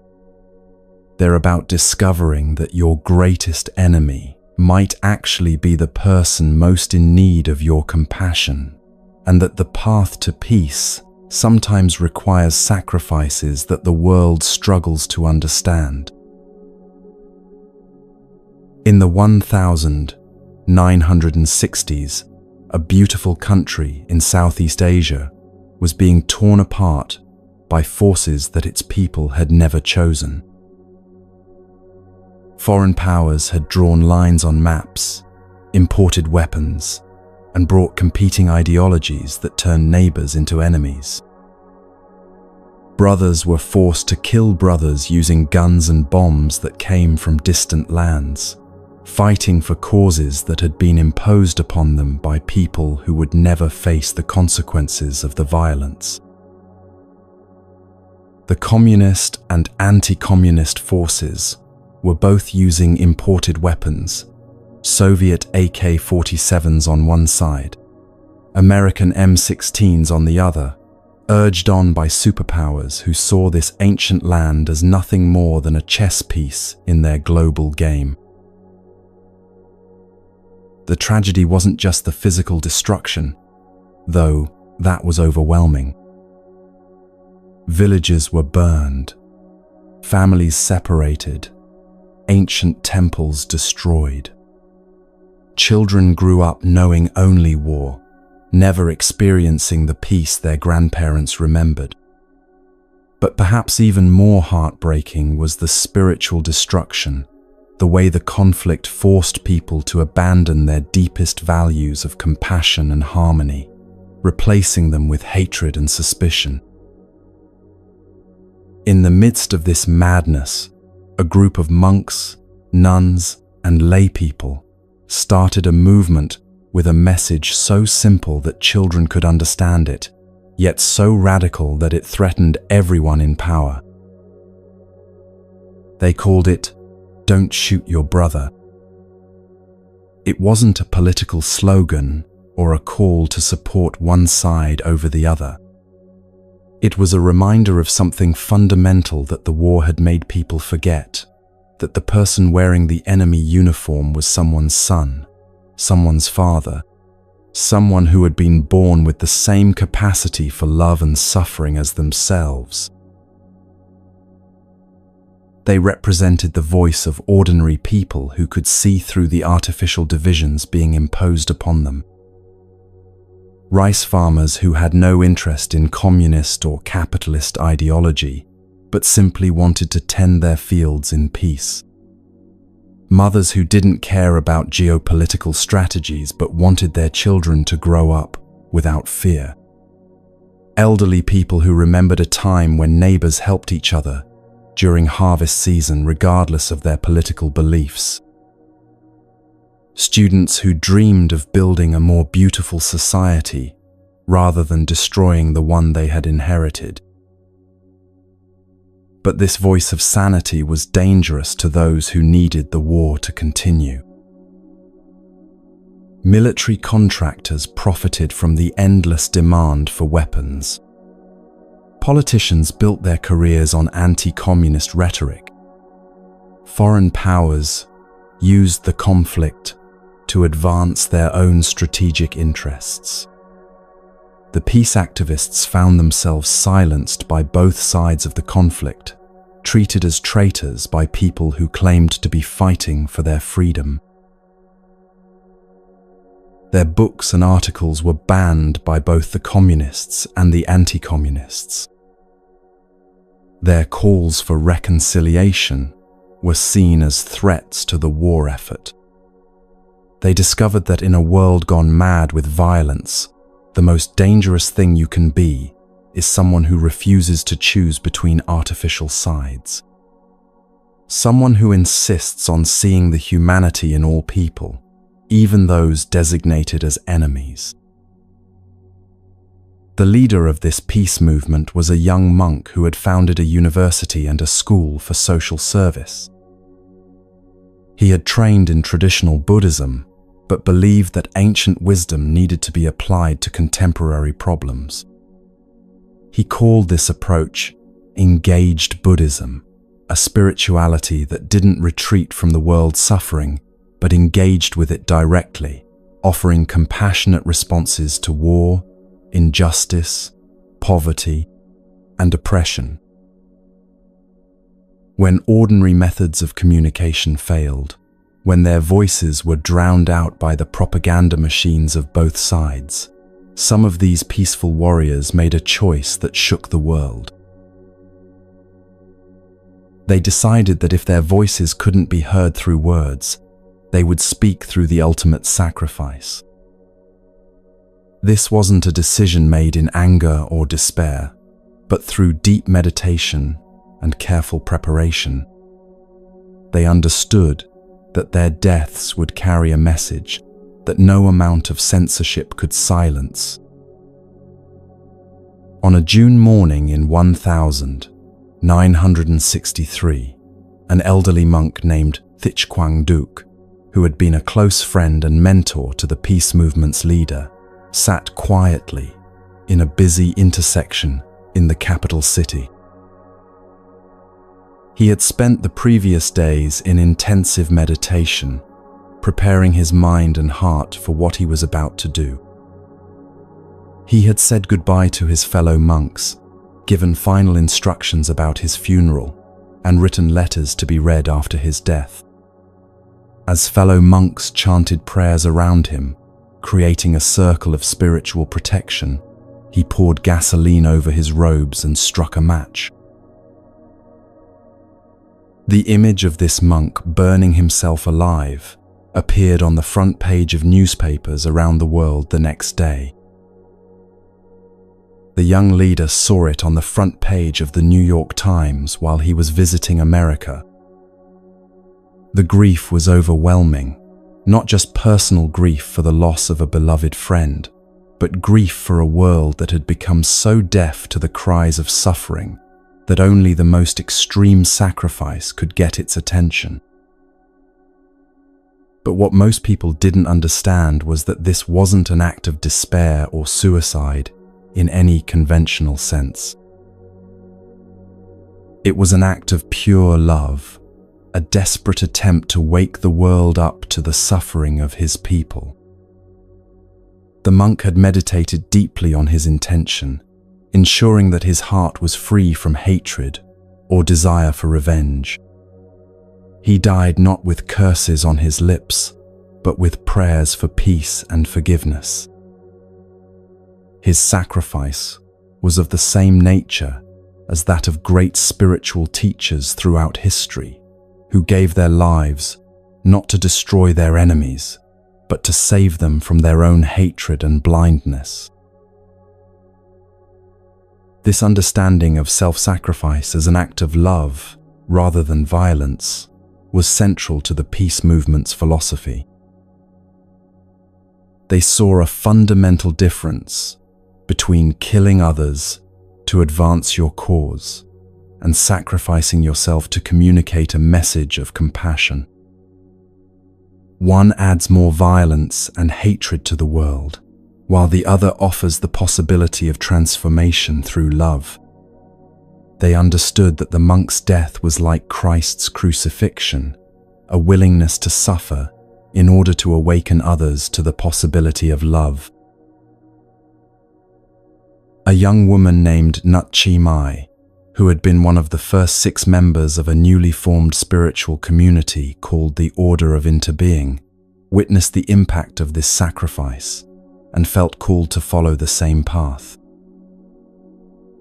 She was a brilliant student, a gifted writer, and a devoted practitioner who had dedicated her life to serving others. She had watched the war escalate month by month, had seen the peace movement systematically silenced, and had come to believe that only the most extreme act of love could pierce through the world's indifference to her people's suffering. She was particularly close to Sister Chan Kong, who would later become one of the most important teachers in the global mindfulness movement. The 2 young women had worked together on projects to help war orphans and refugees, spending long hours discussing how to apply Buddhist principles to the practical work of relieving suffering. Nut Chi Mai's decision to sacrifice her life wasn't made in isolation, but through deep dialogue with her spiritual community about how to respond to evil with good. On a quiet morning before dawn, she made her way to Tuniem Temple, one of the most ancient and sacred sites in the capital. She had chosen this location carefully, knowing that the symbolism would be important. The temple represented the spiritual heritage that was being destroyed by the war, the wisdom traditions that both sides claimed to be defending while actually betraying. She placed a statue of the Virgin Mary alongside a statue of Kuan Yin, the Buddhist figure of compassion, symbolizing her belief that all authentic spiritual traditions point toward the same truth of universal love. She had spent weeks writing letters that she left behind as her final testament. One was addressed to the President of North Vietnam, another to the President of South Vietnam. Others were written to world leaders, religious figures, and ordinary citizens. Each letter called for the same thing: an end to the killing, a commitment to dialogue and reconciliation, a recognition that the people of this beautiful country deserve to live in peace. Her final letter was to her teacher, who was traveling abroad trying to build international support for peace. Then, like her spiritual elder before her, she poured gasoline over her robes and lit the flame that would carry her message to the world. She died as she had lived, with a heart full of compassion, calling for understanding rather than revenge, love rather than hatred. Her sacrifice represented the voice of an entire generation of young people who saw their futures being destroyed by conflicts they had never chosen. Her teacher, who had been in New York working with peace activists and religious leaders, learned of her sacrifice while reading the morning newspaper. The grief was devastating. This brilliant young woman who had shown such promise for bringing healing to the world, who had been like a sister to his closest disciple, was gone. But even in her final letter to him, she had tried to comfort her teacher, writing, "Tai, don't worry, peace will come. Don't suffer too much, don't worry." Even as she prepared to die, she was thinking of others, trying to ease their pain. These acts of self-sacrifice created a moral crisis for the world. How do you respond to people who die not to kill their enemies, but to save them? How do you ignore a message delivered at such an ultimate cost? The international media struggled to categorize these deaths, calling them suicide when they were actually the opposite, acts of extreme love for life itself. The teacher understood that the world needed to hear not just about the sacrifices being made, but about the philosophy behind them. He began writing and speaking about the understanding that violence only creates more violence, that hatred only breeds more hatred, that the cycle of suffering can only be broken through acts of radical love. This message needed to reach beyond the borders of his own country to touch people everywhere who were struggling with the question of how to respond to injustice without perpetuating it. This understanding led to one of the most significant encounters in the modern peace movement. Exactly 1 year before meeting him in person, the teacher had written a detailed letter to Dr. Martin Luther King Jr., explaining why monks and nuns were burning themselves alive. It wasn't suicide in the conventional sense, he explained, but an act of love designed to communicate what couldn't be communicated any other way. The letter described how these sacrifices were made without anger or hatred, with the same spirit that motivated Jesus Christ's death on the cross, a willingness to suffer in order to wake others up to love. The letter was carefully crafted, written by someone who understood that Dr. King would face criticism for opposing the war. It explained the connections between the struggle for civil rights in America and the struggle for peace in Southeast Asia. Both movements were fighting against the same fundamental problem, the human tendency to solve conflicts through violence and oppression, rather than understanding and justice. Both were challenging systems that treated some human beings as less worthy of dignity and respect than others. On June 1, 1966, exactly 1 year after sending that letter, the two men met in Chicago. The encounter took place at a time when Dr. King was facing intense pressure from both the government and some of his own supporters not to speak out against the war. Many civil rights leaders believed that opposing the war would alienate President Johnson and jeopardize progress on domestic issues. But Dr. King had been deeply moved by the letter and wanted to understand more about this monk's perspective on nonviolence. They talked for hours about the connections between racism and militarism, about the spiritual roots of social justice work, about the challenges of maintaining hope in the face of overwhelming violence. They discovered that they shared not just political views, but a deep spiritual understanding that lasting change could only come through transformation of consciousness, not through defeating enemies. They recognized that they were fighting different manifestations of the same fundamental problem, the illusion that some human beings are expendable. After their private conversation, they met with the press together, and that very day, Dr. King publicly came out against the war. It was a moment when two great movements for human dignity joined forces, when the struggle for peace abroad and the fight for civil rights at home became one unified effort. The teacher later said that from that day forward, their work was inseparable. You cannot fight against racism while supporting war, because both arise from the same root of seeing others as enemies rather than brothers and sisters. 2 years later, they met again at a conference in Geneva, organized by the World Council of Churches.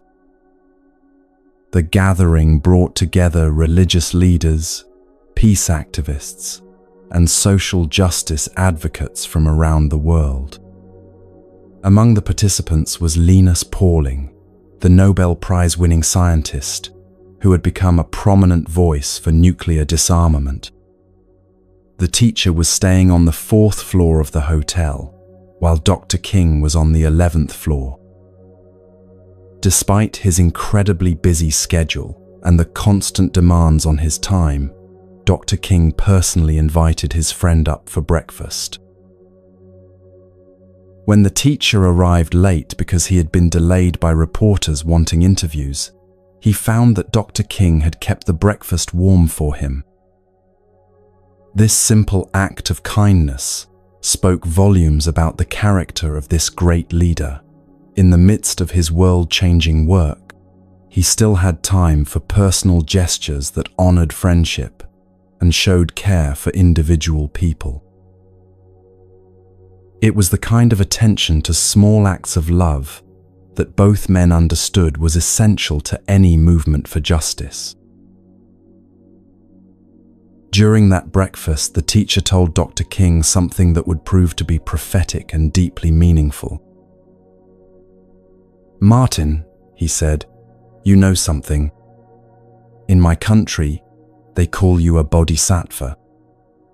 A bodhisattva, he explained, is an enlightened being who has achieved liberation from suffering, but chooses to remain in the world to help others find their way to freedom and understanding.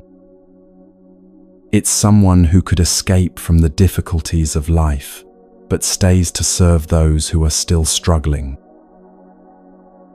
The title was particularly meaningful because it recognized Dr. King not just as a political leader or social activist, but as a spiritual teacher whose work was transforming consciousness. It acknowledged that his commitment to nonviolence came not from political strategy, but from deep spiritual understanding. The teacher was grateful he had the chance to share this insight, because just a few months later, Dr. King was assassinated in Memphis. The world lost not just a civil rights leader, but a bodhisattva, someone whose presence had made liberation more possible for everyone. These connections with the American civil rights movement were part of a larger effort to build an international community of people committed to nonviolent social change. But the teacher and his colleagues faced enormous obstacles in their work, obstacles that revealed the extent to which governments feared their message of peace and reconciliation. They had established an office in Paris to represent the voices of ordinary people who had no political power, whose perspectives were never heard in the international media. The office was located in a poor quarter of the city, number 11 of a street mainly inhabited by people of Arab origin, symbolizing their solidarity with all marginalized communities. Every time the teacher applied for a visa to travel to America or England to share these perspectives, his application was automatically denied. The process became so predictable that he knew, before applying, that he would be rejected. A reporter from the Baltimore Sun eventually told him that there was an official dispatch from the capital city asking the governments of the United States, France, England, and Japan not to honor his passport because he had been saying things that were not helpful to the war efforts against communism. The irony was devastating. A monk whose only crime was calling for peace was treated as a security threat by the very governments that claimed to be fighting for freedom and democracy. His message of reconciliation and brotherhood was seen as more dangerous than the actual weapons that were destroying his homeland. The peace activists were monitored, their communications intercepted, their movements restricted, while arms dealers and war profiteers operated freely. The only way he could get permission to travel was through the intervention of powerful politicians who would write personal letters of invitation. Senators like George McGovern and Robert Kennedy would have to write saying, "Dear friend, I need to learn more about the situation in your country. Please come and inform me about what's really happening. If you have difficulties with your visa, please call me at this number." Only with such letters from high-ranking officials could he obtain the documents necessary to share his message of peace with American audiences. Even with these high-level interventions, travel remained dangerous and humiliating. On one particularly memorable occasion, flying from Tokyo to Paris via Seattle and New York, he was detained at the Seattle airport without explanation. Immigration officials took his passport and locked him in a room where he couldn't contact anyone or communicate with the outside world. The walls were covered with wanted posters featuring the faces of criminals and terrorists, as if he were a dangerous fugitive rather than a monk whose only weapon was compassion. He spent hours in that room, surrounded by images of violence and criminality, meditating on the fear and confusion that could make officials treat a peace advocate as a threat to national security. He was held there until just before his connecting flight was due to leave, then released without explanation or apology. The message was clear. He was being watched, his movements monitored, his influence contained. Speaking for peace was dangerous work in a world committed to war. These experiences of being treated as a threat to national security for advocating peace taught him something profound about the nature of fear and enemies. He began to see that the people who were oppressing him and silencing his message were not evil monsters, but human beings caught in their own fear and confusion.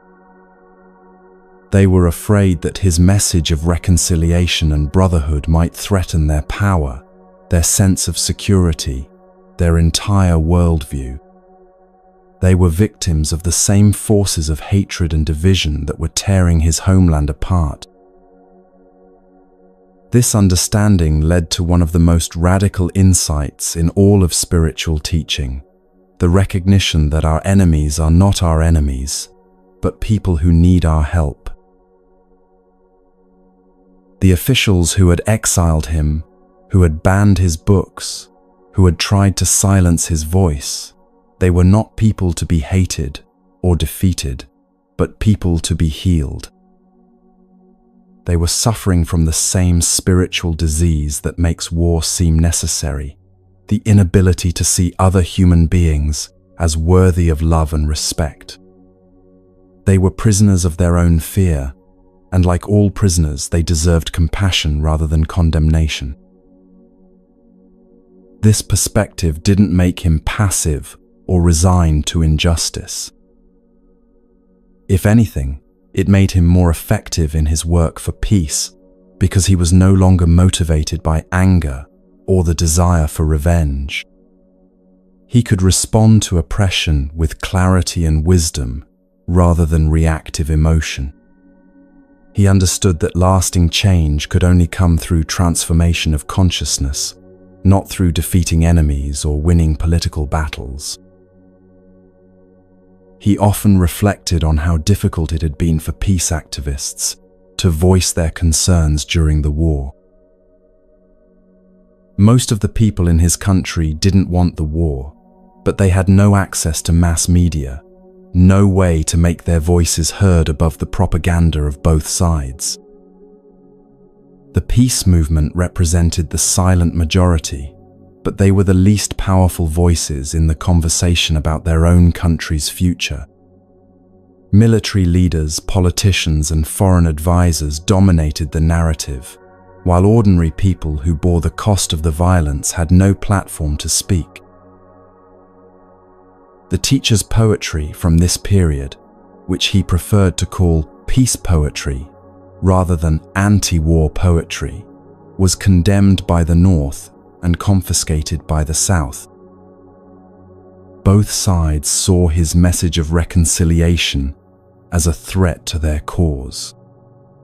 He was calling people to remember their common humanity at a time when political forces needed them to see each other as enemies. His crime was refusing to choose between the artificial divisions that had been imposed upon his people. He insisted on seeing Vietnamese people as one family, regardless of which political system they lived under. This experience of being caught in the middle, rejected by both sides of a conflict, taught him something that became central to all his teaching. He learned that the path of peace often means accepting misunderstanding and rejection from people who think you should choose their side. It means being willing to be seen as naive or idealistic by those who have given up on the possibility of solving problems without violence. It means standing for principles that transcend the immediate political pressures of any particular moment. It means having the courage to be criticized by everyone, while serving the truth that lives beyond all partial perspectives. But perhaps most importantly, it means developing the inner strength to continue loving even when that love is not returned, not understood, not appreciated. the teacher discovered that this kind of unconditional love isn't weakness, it's the strongest force in the universe. It's what allows people to keep working for justice and peace, even when their efforts seem to have no immediate effect. It's what prevents activists from becoming bitter or cynical when the world doesn't change as quickly as they hope. It's what sustains movements for positive change across generations. Years later, when political changes finally allowed him to return to his homeland for visits, he was asked whether he felt angry about the decades of separation, the missed opportunities, the suffering that could have been prevented if his voice had been heard earlier. His response revealed the depth of his transformation through those painful years. He felt no anger, no desire for revenge, no bitterness toward those who had caused his exile. Instead, he felt gratitude for the opportunity to share these teachings with people around the world, to plant seeds of peace in many different cultures and contexts. He had learned that suffering, when met with wisdom and compassion, becomes a gift not just to the person who suffers, but to everyone whose life they touch. The pain of separation from his homeland had taught him that true belonging isn't geographical but spiritual. The experience of being silenced had taught him new ways to communicate that reached deeper than political rhetoric. The rejection by both sides of the conflict had freed him to serve a higher cause that transcended all political divisions. What had seemed like the greatest tragedy of his life had become the source of his greatest service to humanity. This is the ultimate teaching of the warrior of peace, that our greatest enemies often become our greatest teachers. The people who cause us suffering are offering us the opportunity to develop qualities we never knew we possessed: patience, forgiveness, understanding, unconditional love. They are challenging us to find sources of strength and peace that don't depend on external validation or favorable circumstances.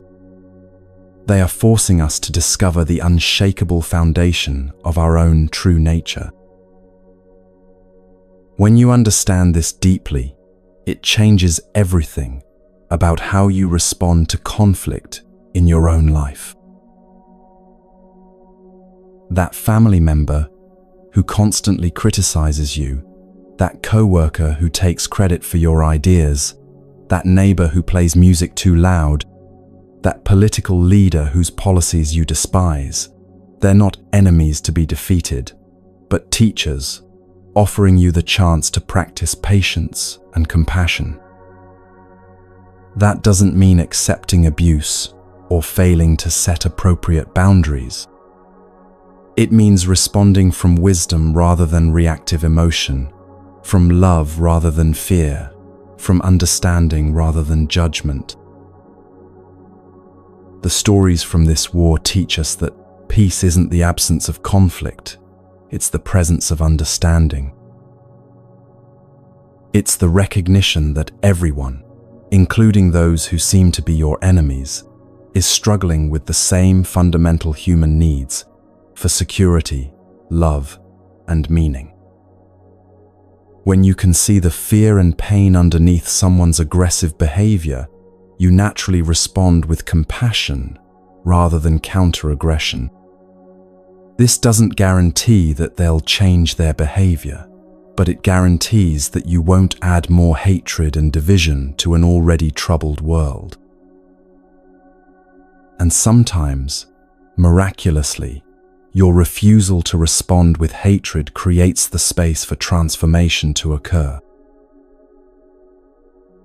As we continue this journey together, you'll discover how this understanding becomes practical in dealing with your own difficult emotions and relationships. You'll learn the specific techniques that allow you to respond to anger with mindfulness, to fear with courage, to hatred with love. But for now, rest in the recognition that every person who challenges you is offering you the opportunity to become a warrior of peace yourself, someone who responds to hatred with love, to fear with understanding, to division with the recognition of our shared humanity.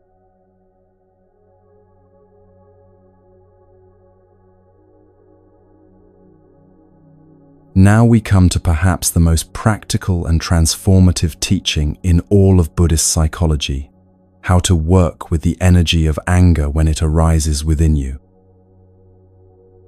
This isn't about suppressing anger or pretending it doesn't exist, nor is it about expressing it in ways that harm yourself or others. It's about discovering a completely different relationship with this powerful emotion, one that transforms both the anger itself and your understanding of who you really are. Most of us have been taught to think of anger as either good or bad, something to fight against or something to let out. But Buddhist psychology offers a third way, one that's so simple it can be practiced by a child, yet so profound it can heal patterns that have been passed down through generations. This understanding emerged from a story that perfectly illustrates how inherited emotional patterns can be transformed through the practice of mindful awareness. There was a young boy who would visit a peaceful monastery each summer with his younger sister. Both children were eager to learn the practices of mindfulness that could bring more peace to their daily lives. But this boy carried a heavy burden that many children understand all too well. He had learnt to expect anger instead of comfort when he was hurt or in need. The pattern was heartbreakingly consistent and familiar to anyone who has lived with reactive family dynamics. Whenever this boy would fall down and hurt himself while playing, instead of receiving the comfort and care that a child naturally needs, his father would immediately respond with irritation and blame. "How could you be so careless?" his father would demand. "Why weren't you paying attention to where you were going?" The boy would stand there, perhaps bleeding from a scraped knee or nursing a bruised elbow, feeling not only the physical pain, but also the deeper wound of being criticized when he most needed compassion. Year after year, this young boy made himself a solemn promise that burned in his heart like a sacred vow. When he grew up and had children of his own, he would never, ever respond to their pain with anger and blame the way his father had done. If his child fell down and got hurt, he wouldn't shout or criticize. He would rush to offer comfort, tend to their wounds, and make everything better with loving care. This determination lived in him like a flame of hope, fueling his commitment to break the cycle of harsh responses that had caused him so much confusion and pain. This boy's intention was beautiful and sincere, representing the natural desire of every generation to do better than the one before. But what he discovered during his time at the monastery would forever change his understanding of how inherited patterns actually work and how they can be transformed. The lesson came not through lectures or books, but through a moment of startling self-recognition that revealed the difference between our intentions and our conditioning. One particular summer day at the monastery, the boy was playing peacefully when his sister and another little girl decided to enjoy themselves on a rope hammock that hung between two trees. Children being children, they were laughing and swinging, lost in the simple joy of the moment, completely absorbed in their play. The day was beautiful, the monastery was peaceful, and there seemed to be nothing in the world except happiness and innocence. But then something went wrong, as things sometimes do despite our best intentions and careful planning. The other girl somehow lost her balance and fell from the hammock, hitting the ground with a painful thud. Blood immediately began to flow from her injury, bright red against her pale skin, and she began to cry with the sharp, urgent sound that comes from real hurt rather than mere disappointment. What happened next in the boy's mind and heart changed everything he thought he knew about himself and his capacity to be different from his father. As he saw the injured girl lying there bleeding and crying, instead of rushing to help with the compassion and gentleness he had always promised himself he would show, he felt a sudden and powerful surge of anger rising in his chest like a hot wave. The words that wanted to burst from his mouth were shockingly, devastatingly familiar. Stupid. How could you do something like that? In that moment of crisis, all his good intentions and years of promising himself he would be different simply evaporated. The reactive pattern that had shaped his childhood was arising in him with the same intensity and judgment that had wounded him so deeply when he was the one who needed help. He discovered something that shook him to his very core. Despite all his promises and determination, he was exactly like his father. But here's where the story becomes truly remarkable, and where the power of mindfulness practice reveals itself.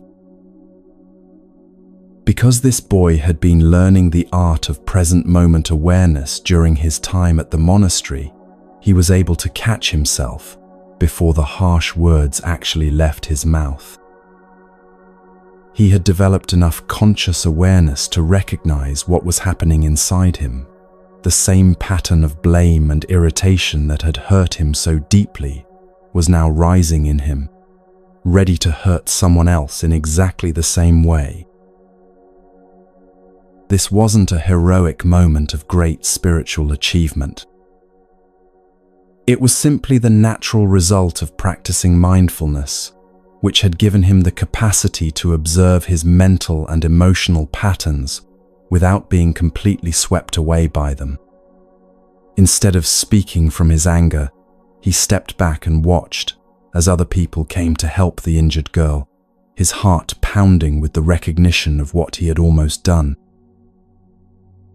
Following the walking meditation practice he had learned at the monastery, he began to walk slowly and mindfully, breathing deeply to calm his nervous system and create space for understanding to arise. With each conscious step and each mindful breath, a profound realization began to dawn in his young mind. He wasn't fundamentally different from his father at all. The same energy of anger and impatience that had been expressed toward him was now living inside him, ready to be passed on to the next generation if he didn't learn to transform it. As he continued his walking meditation, breathing in awareness and breathing out understanding, he began to see something that completely changed his relationship to his family history. His father hadn't been a monster or a fundamentally bad person who chose to hurt his children.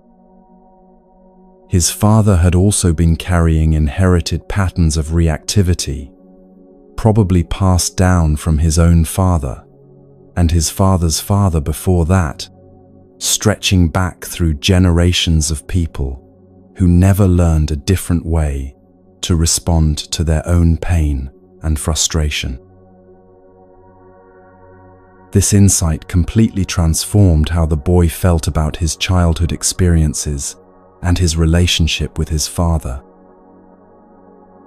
Instead of seeing himself as a victim of his father's harsh treatment, he began to understand that both he and his father were victims of what Buddhism calls habit energy, deeply ingrained patterns of reaction that get transmitted from generation to generation unless someone learns to recognize and transform them.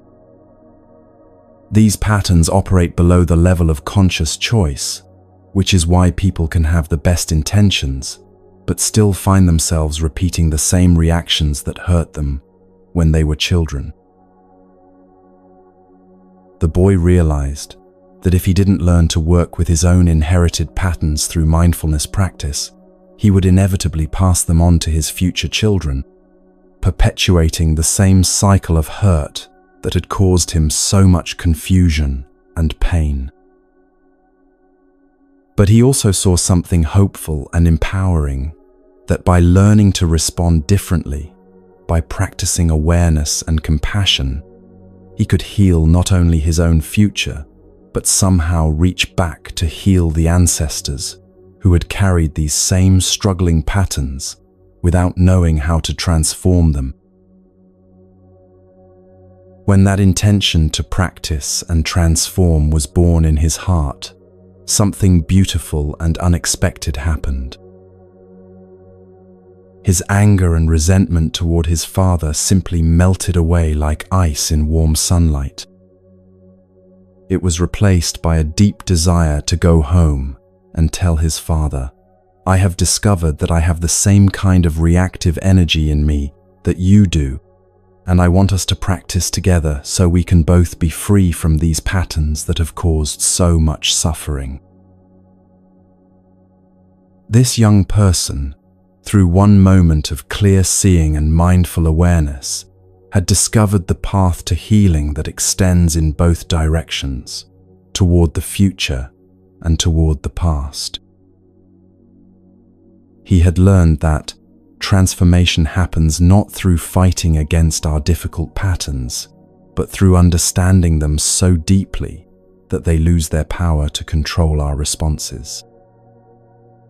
This is the essence of what Buddhism calls mindfulness of anger, a practice that can liberate not just individuals, but entire family lines from cycles of reactive suffering.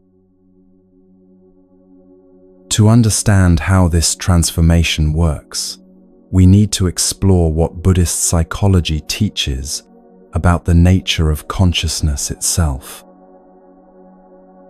According to this ancient wisdom, our consciousness has different layers, like a vast lake with depths that extend far below what we can see on the surface.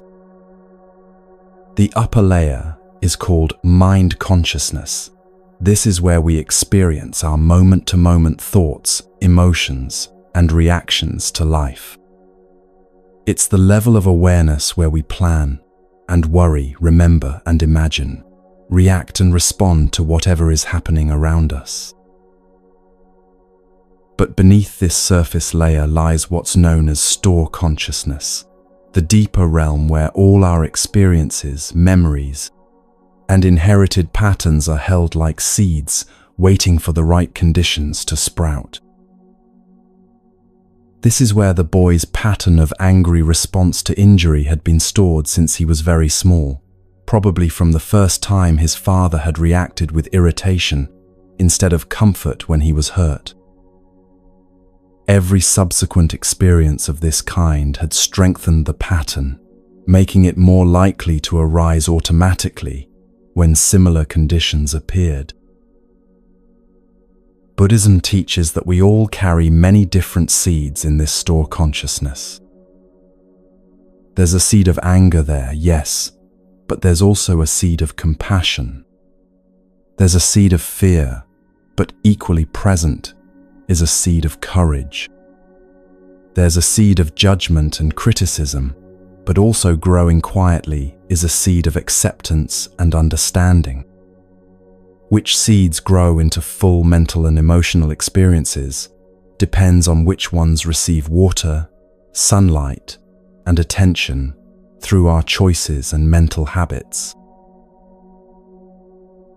When the boy saw the injured girl and felt anger arise, What was happening was that his seed of anger had been touched by the situation and had sprouted into what Buddhism calls a mental formation, a temporary arising of emotional energy in his mind consciousness.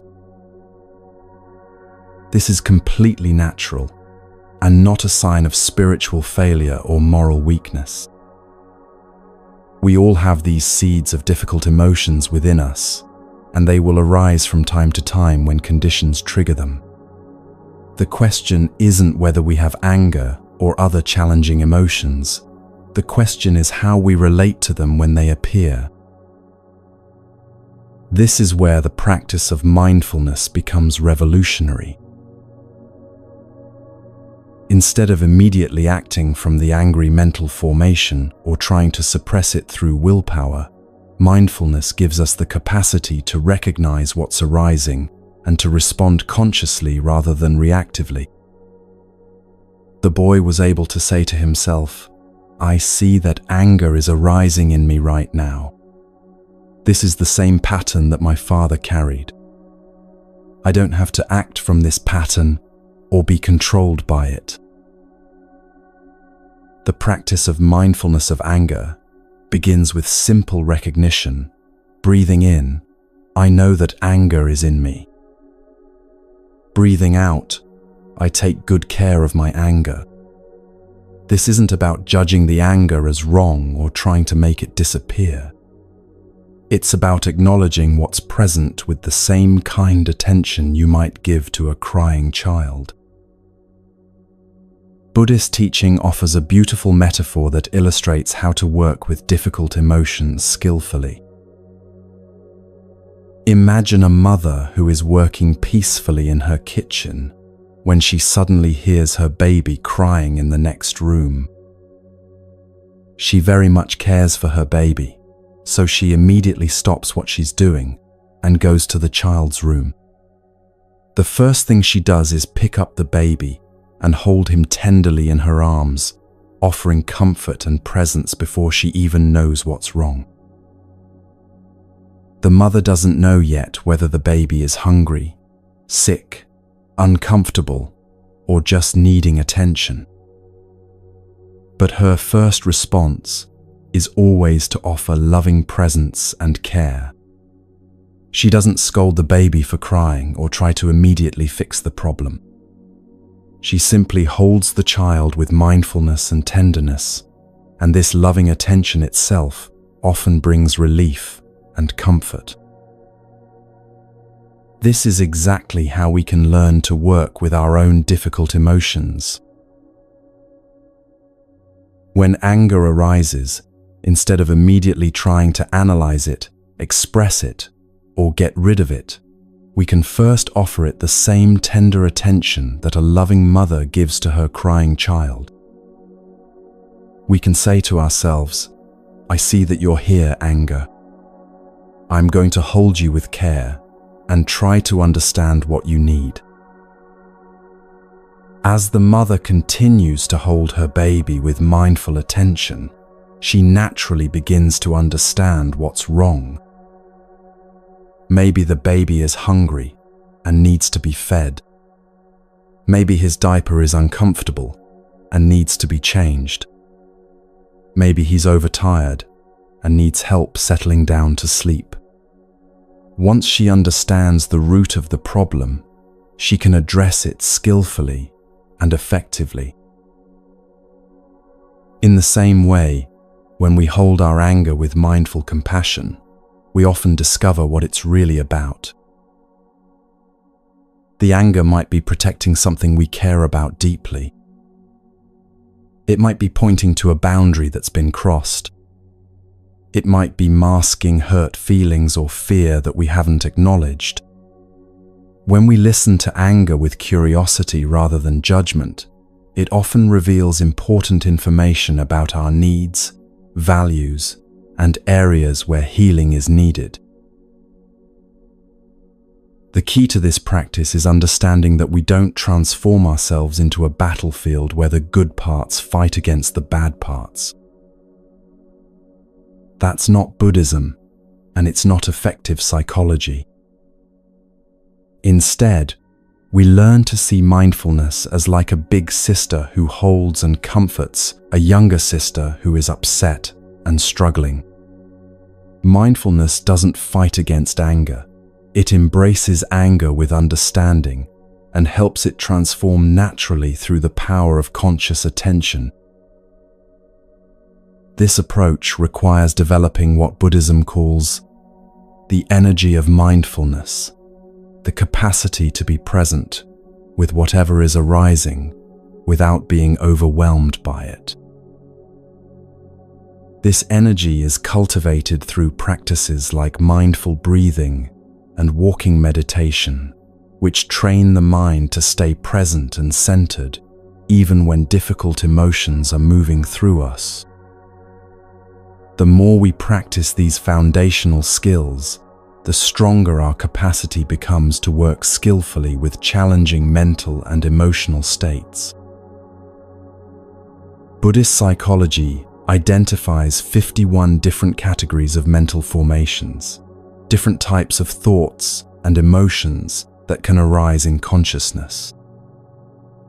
Some of these are wholesome mental formations like compassion, gratitude, and equanimity.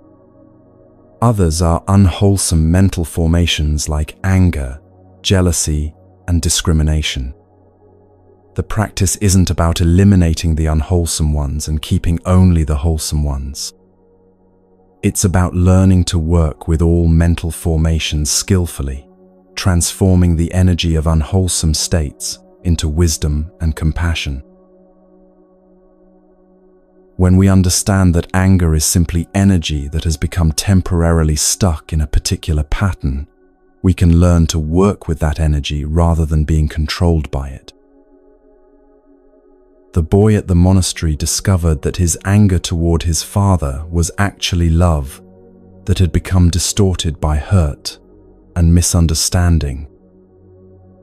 When he could see his father as someone who was also carrying inherited patterns rather than as an enemy who had deliberately chosen to hurt him, the anger naturally transformed into compassion and a desire for mutual healing. This transformation didn't happen through forcing or willpower, but through the natural process of clear seeing that mindfulness makes possible. When we really understand the causes and conditions that give rise to our difficult emotions, they begin to lose their grip on us. We stop taking them so personally and start seeing them as impersonal patterns that arise and pass away according to natural laws. This perspective creates the space for wise response rather than unconscious reaction. The practice of mindfulness of anger can be cultivated in daily life whenever this emotion arises. The moment you notice anger beginning to build, perhaps as tension in your jaw, heat in your chest, or harsh thoughts towards someone, you can pause and breathe mindfully. Instead of immediately acting on the anger or trying to push it away, you can say to yourself, "Anger is here. I see you, and I'm going to take care of you." Then you can continue breathing mindfully while holding space for the emotion to be present without letting it drive your actions. Often, if you can stay present with anger for just a few minutes without feeding it with more angry thoughts or suppressing it with resistance, it will naturally begin to reveal its deeper message and transform into something more workable. This practice extends far beyond individual healing to the healing of relationships and even entire family systems. When you can respond to others' anger with mindfulness rather than reactivity, you create the possibility for transformation to occur, not just in yourself, but in the people around you. Instead of escalating conflicts through reactive responses, you become a source of peace and understanding that can interrupt cycles of hurt and retaliation.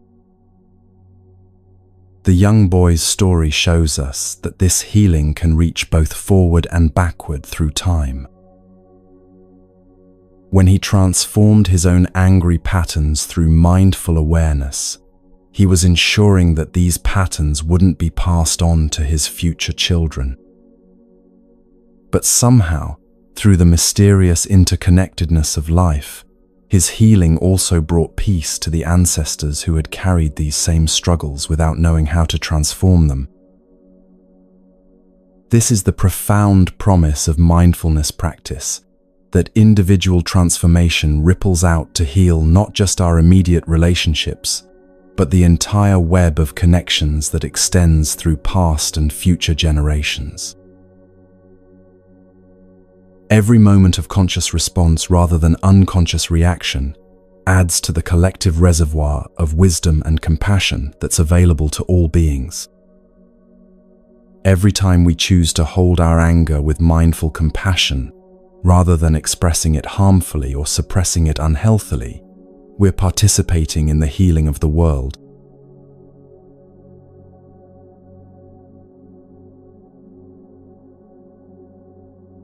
There's a moment in every person's life when they have the opportunity to look honestly in the mirror and see not just themselves, but the long line of ancestors whose patterns and struggles live on through them. This moment of recognition can be devastating or liberating, depending on whether we meet it with judgment or compassion. What you're about to discover is how one young person's moment of startling self-recognition became a doorway to healing that reached both backward, through generations of inherited pain, and forward, into a future free from cycles of unconscious suffering. The boy at the monastery had reached that crucial moment during his walking meditation after witnessing his own reactive anger toward the injured girl.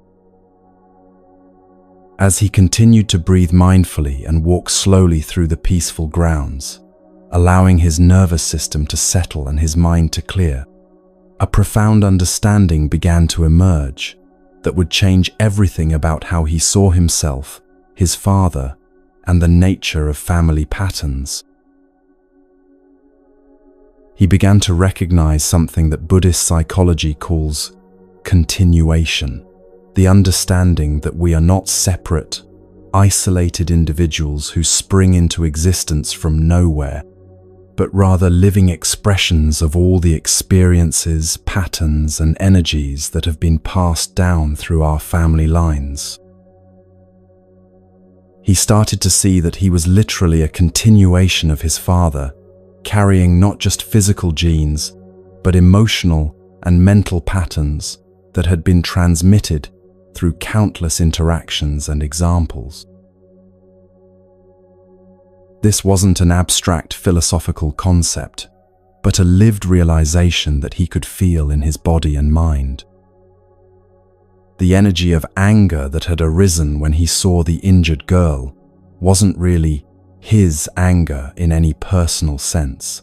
It was the same energy that had been moving through his family line, perhaps for generations. His father's harsh reactions to childhood injuries probably came from his father's father, who had learned it from his father before him, stretching back through a long line of people who had never discovered a different way to respond to their own pain and overwhelm. The Buddhist teaching calls this habit energy, patterns of reaction that become so deeply ingrained they operate below the level of conscious choice. These patterns get transmitted not through formal teaching, but through countless small moments of modeling and response. Every time his father had reacted with irritation instead of comfort when he was hurt, that pattern was being passed on, stored in the boy's developing nervous system as the normal way adults respond to children's pain. But what made this realization truly transformative, rather than simply depressing, was the boy's growing understanding that he and his father were both victims of this inherited pattern. His father hadn't chosen to be harsh any more than the boy had chosen to carry anger toward injured people. They were both caught in what Buddhism calls samsara, the cycle of unconscious suffering that continues until someone develops enough awareness to interrupt it. This shift in perspective was like watching the sun rise after a long, dark night. Instead of seeing his father as someone who had deliberately chosen to hurt him, the boy began to see his father as someone who was also suffering under the weight of inherited patterns he had never learned to transform. His father's irritation and blame probably came from his own childhood experiences of not receiving comfort when he was hurt, and from the overwhelming stress of trying to protect and provide for his family without adequate emotional resources. When the boy could see his father as a fellow victim rather than as an enemy, something miraculous happened in his heart. The anger and resentment that had lived there for years simply began to dissolve, replaced by a deep sense of compassion and understanding. He found himself thinking, "My father has been carrying this burden of reactive patterns his whole life. How much he must have suffered, never knowing how to respond differently. How lonely he must have felt, trapped in reactions he couldn't control." This compassionate understanding didn't excuse harmful behavior or suggest that children should simply accept poor treatment. Rather, it offered a perspective that could heal the wounds of the past while creating the possibility for a different future. The boy realized that his father's harsh reactions had come from pain and overwhelm, not from lack of love. His father had probably wanted to be a good parent, but simply didn't have the tools or awareness to respond differently when his own stress and inherited patterns were triggered. With this understanding came a profound desire for liberation, not just for himself, but for his father and for all the ancestors who had carried these same struggling patterns without knowing how to transform them. The boy began to see that if he could learn to respond differently through mindfulness practice, he could break the chain of unconscious transmission and ensure that future generations wouldn't have to carry these same burdens. But even more remarkably, he sensed that somehow his healing could reach backward as well as forward. Buddhist teaching speaks of the mysterious interconnectedness of all life, suggesting that when we transform our own patterns through conscious awareness, that transformation ripples out to touch everyone whose life has intersected with ours.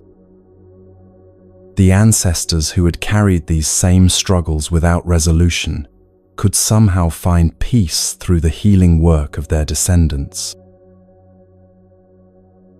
This understanding gave birth to a beautiful intention in the boy's heart. Instead of wanting to escape from his family or prove that he was different from his father, he found himself longing to go home and say, "Dad, I've discovered that I have the same kind of reactive energy in me that you do. I don't blame you for it anymore because I can see that you inherited it just like I did. But I've also learned that there are practices that can help us both be free from these patterns. Would you like to practice together so we can both find peace?" This shift from blame to compassion, from separation to connection, represents one of the most profound healings possible in human relationships.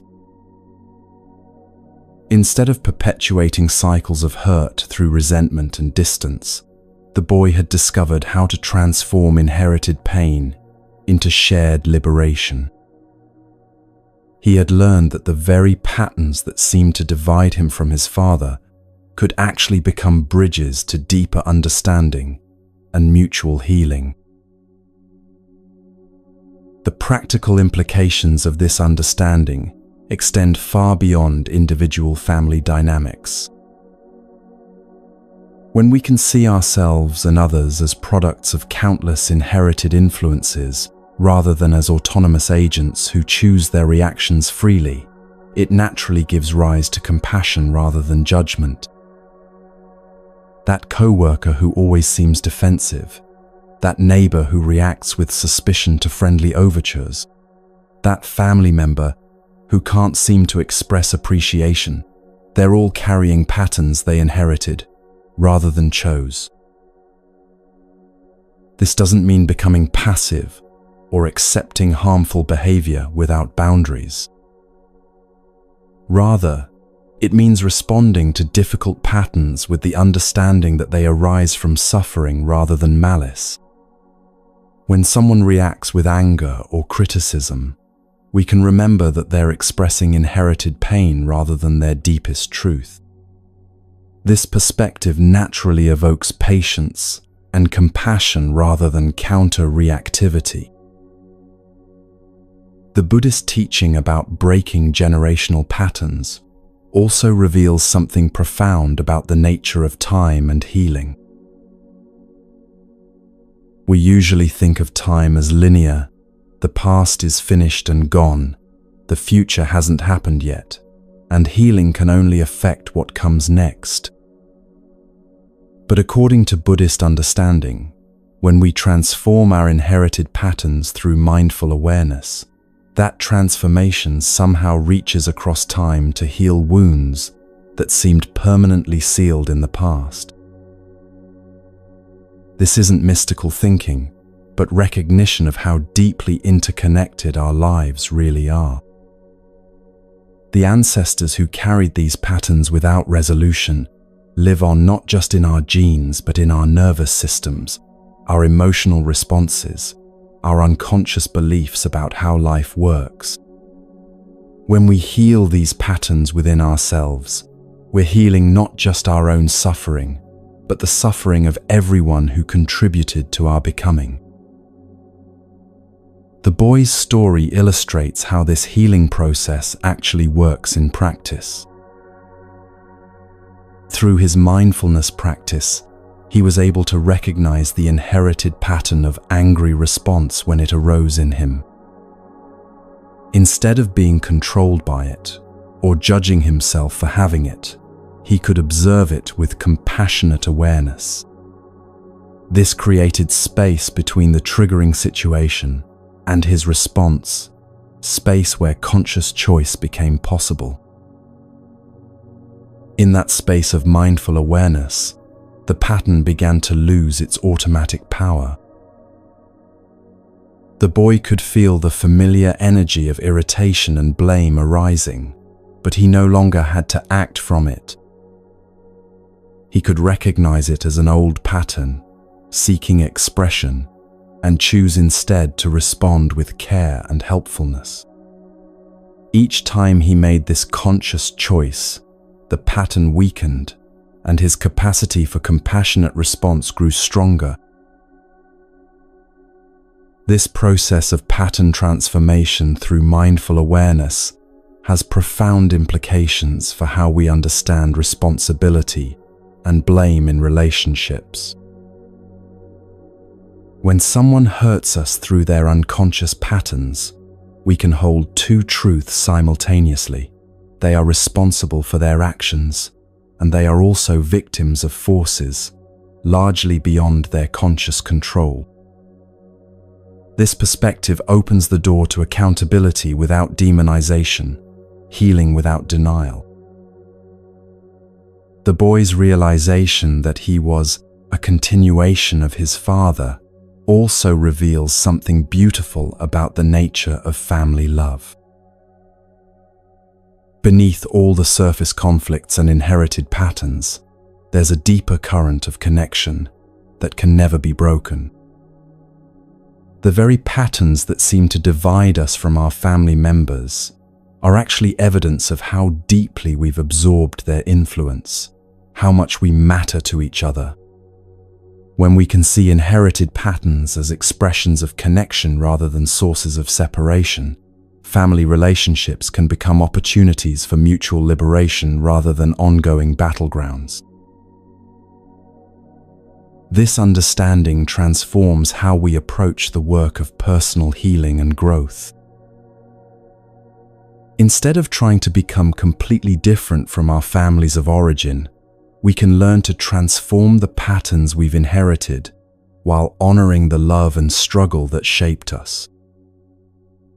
We can recognize that our parents and ancestors did the best they could with the resources and awareness available to them, while also taking responsibility for doing better with the greater understanding we've been fortunate to receive. The practice of breaking generational patterns requires both self-compassion and determination. We need compassion for the fact that we carry patterns we didn't choose, and determination to transform them through conscious practice. This isn't about perfectionism or never making mistakes, but about developing the capacity to recognize unconscious patterns when they arise and respond from awareness rather than automaticity. Buddhist psychology teaches that this transformation happens naturally when we can observe our mental and emotional patterns with what they call bare awareness, seeing them clearly without adding layers of judgment, story, or identification. When the boy could observe his anger arising without thinking, "I am an angry person," or "this anger is wrong," the pattern began to lose its grip on his identity and behavior. He could see it as a temporary weather pattern moving through the sky of his consciousness, rather than as a permanent feature of who he was. This perspective also offers hope for healing relationships that seem permanently damaged by years of mutual reactivity. When family members can recognize that they've all been caught in inherited patterns rather than choosing to hurt each other deliberately, conversations become possible that seemed impossible before. The boy's desire to invite his father into shared practice represents the ultimate expression of this understanding, transforming the source of division into an opportunity for connection and mutual growth. The ripple effects of breaking generational patterns extend far beyond immediate family relationships. When we learn to respond to inherited reactivity with conscious awareness, we become sources of healing energy in all our relationships. We stop perpetuating cycles of unconscious hurt and begin modeling what it looks like to respond to life's challenges from wisdom rather than conditioning. This creates a field of possibility that others can feel and potentially learn from, even if they never consciously understand what's different. Perhaps most importantly, this work of pattern transformation teaches us something profound about the nature of true maturity and spiritual development. Rather than seeing ourselves as victims of our past or heroes who have transcended it, we can understand ourselves as links in a chain of transmission that we have the power to transform. We are both products of all who came before us and ancestors to all who will come after us. This perspective brings both humility about our conditioning and empowerment about our capacity to choose differently. The boy's story shows us that the moment of recognizing our inherited patterns doesn't have to be a moment of despair about how deeply conditioned we are. It can be a moment of liberation when we realize that what seemed like personal failing is actually shared human struggle, and that transformation is possible not through rejecting our inheritance, but through bringing consciousness to it. In that consciousness, patterns that have caused suffering for generations can finally find peace, and new possibilities can emerge for everyone touched by our transformation.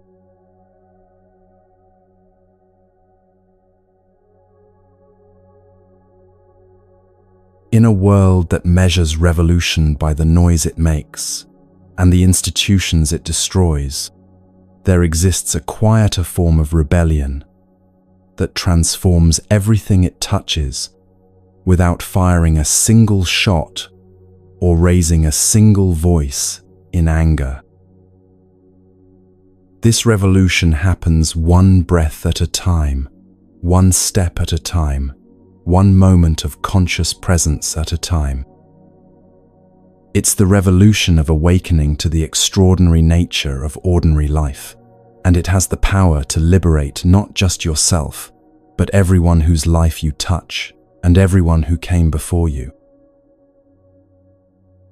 What you're about to discover might seem impossibly simple at first. How the act of walking mindfully, drinking tea with awareness, or eating a meal in silence can become acts of profound transformation that ripple out to heal the world. But within these humble practices lies a power that tyrants fear and that no external force can ever take away from you, the power to be fully alive, fully present, fully free in any circumstances life might bring. The understanding begins with recognizing something that most of us have forgotten in our rush through modern life, that your body and mind, which seem so separate most of the time, are actually designed to work together as one integrated whole. Right now, as you listen to these words, your body might be here in this room while your mind is somewhere else entirely, replaying a conversation from yesterday, planning tomorrow's schedule, or lost in a daydream about somewhere you'd rather be. This split between physical presence and mental presence is so common we think it's normal, but it's actually a form of suffering that keeps us from experiencing the fullness of life. Buddhist teaching offers a beautifully simple remedy for this divided state of being. Between your scattered mind and your present body lies a bridge that's always available, always reliable, always calling you back home to yourself. That bridge is your breath.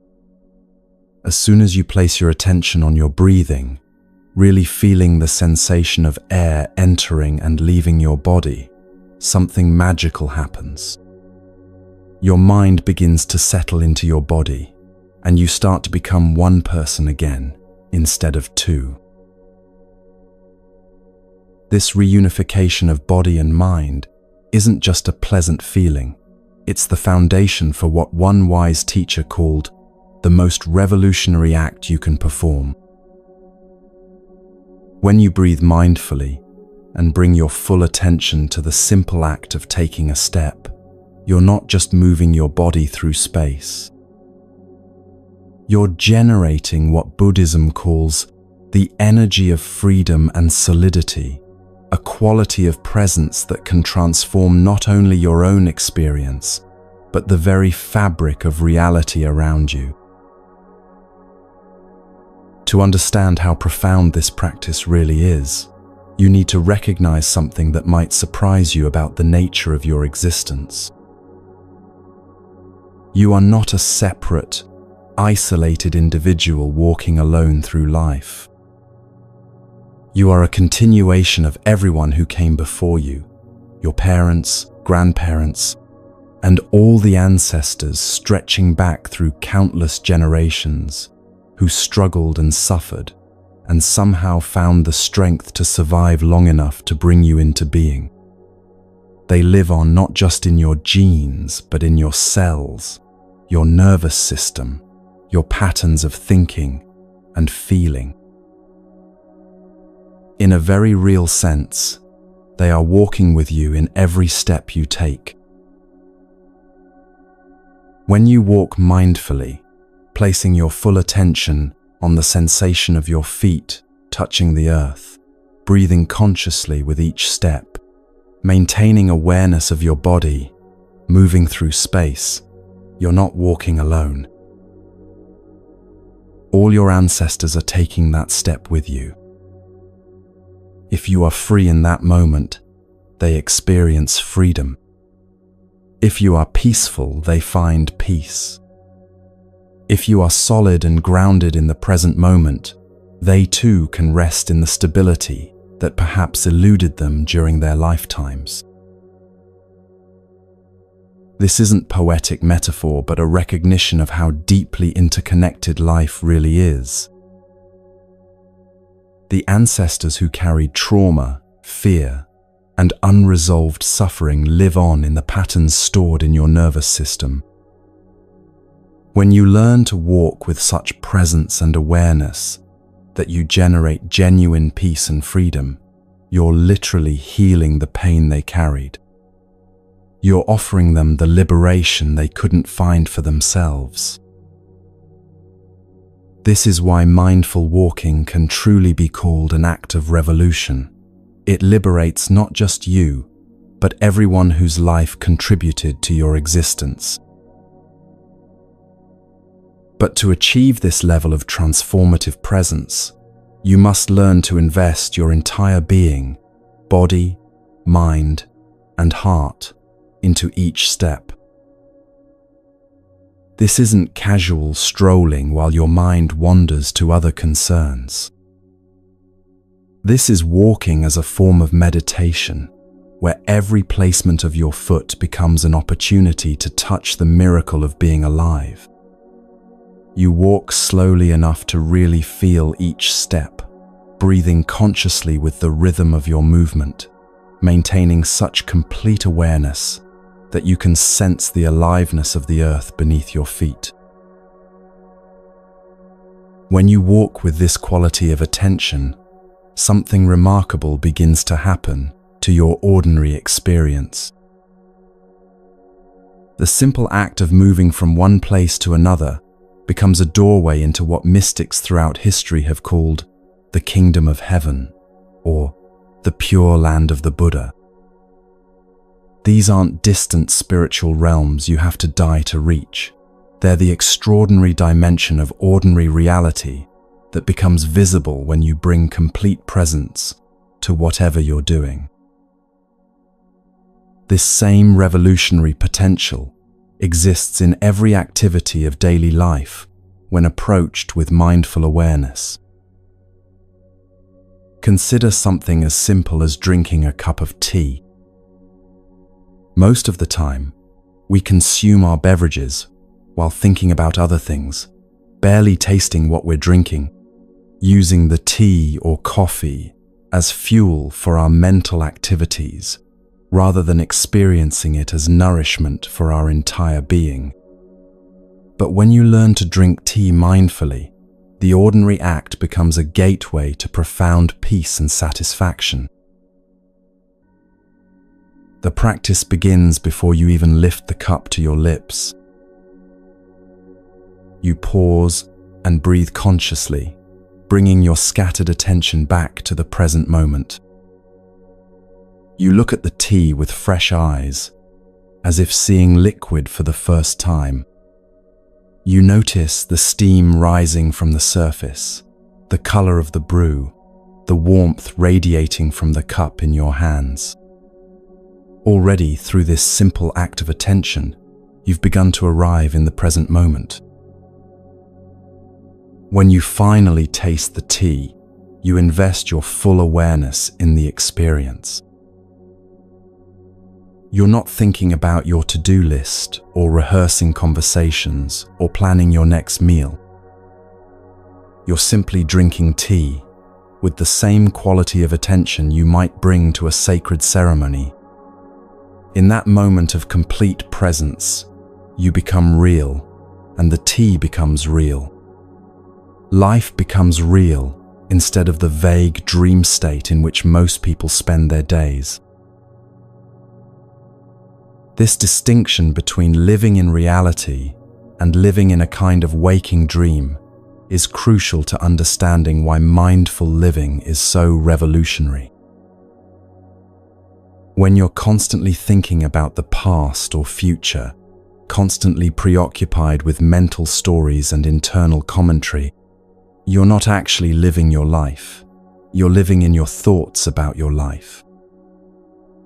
You miss the actual texture of experience, the richness of sensation, the simple miracle of being conscious in a physical body on a planet spinning through space. But when you learn to be fully present, when you can drink your tea with complete attention, walk down the street with total awareness, or listen to someone speak without your mind wandering to other concerns, you wake up from the dream of mental preoccupation and begin to inhabit your actual life.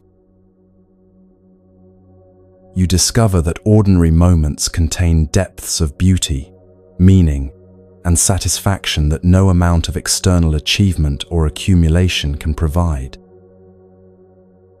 This awakening to the present moment has profound implications for how you understand happiness and fulfillment. Most people spend their lives chasing future conditions they believe will make them happy: the right relationship, career success, financial security, better health, or the resolution of current problems. But this constant reaching toward an imaginary future happiness means they never fully receive the good that's available right now. They live in a state of perpetual postponement, always believing that contentment lies just around the next corner. The practice of mindful living reveals that this approach is backwards. Real satisfaction isn't found by changing your external circumstances, but by changing the quality of attention you bring to whatever circumstances you find yourself in. When you can be fully present with what's here, whether it's pleasant or challenging, familiar or strange, you discover that this moment contains everything you need to be at peace. This doesn't mean becoming passive or giving up on positive change. Rather, it means acting from a foundation of present moment contentment, rather than from a sense of lacking or needing life to be different than it is. When you're grounded in the peace that's available right now, your actions become more effective because they're motivated by wisdom and love, rather than fear and desperation.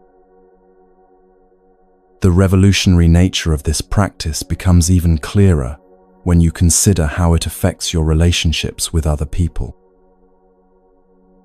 When you're truly present, when your body and mind are unified, and your attention is completely available, others can feel this quality of presence, even if they can't articulate what's different. You become like a peaceful lake that naturally calms the agitation of anyone who approaches its shores. Your presence becomes a gift that helps others remember their own capacity for peace and awareness. This is why mindful living is ultimately an act of service to the world.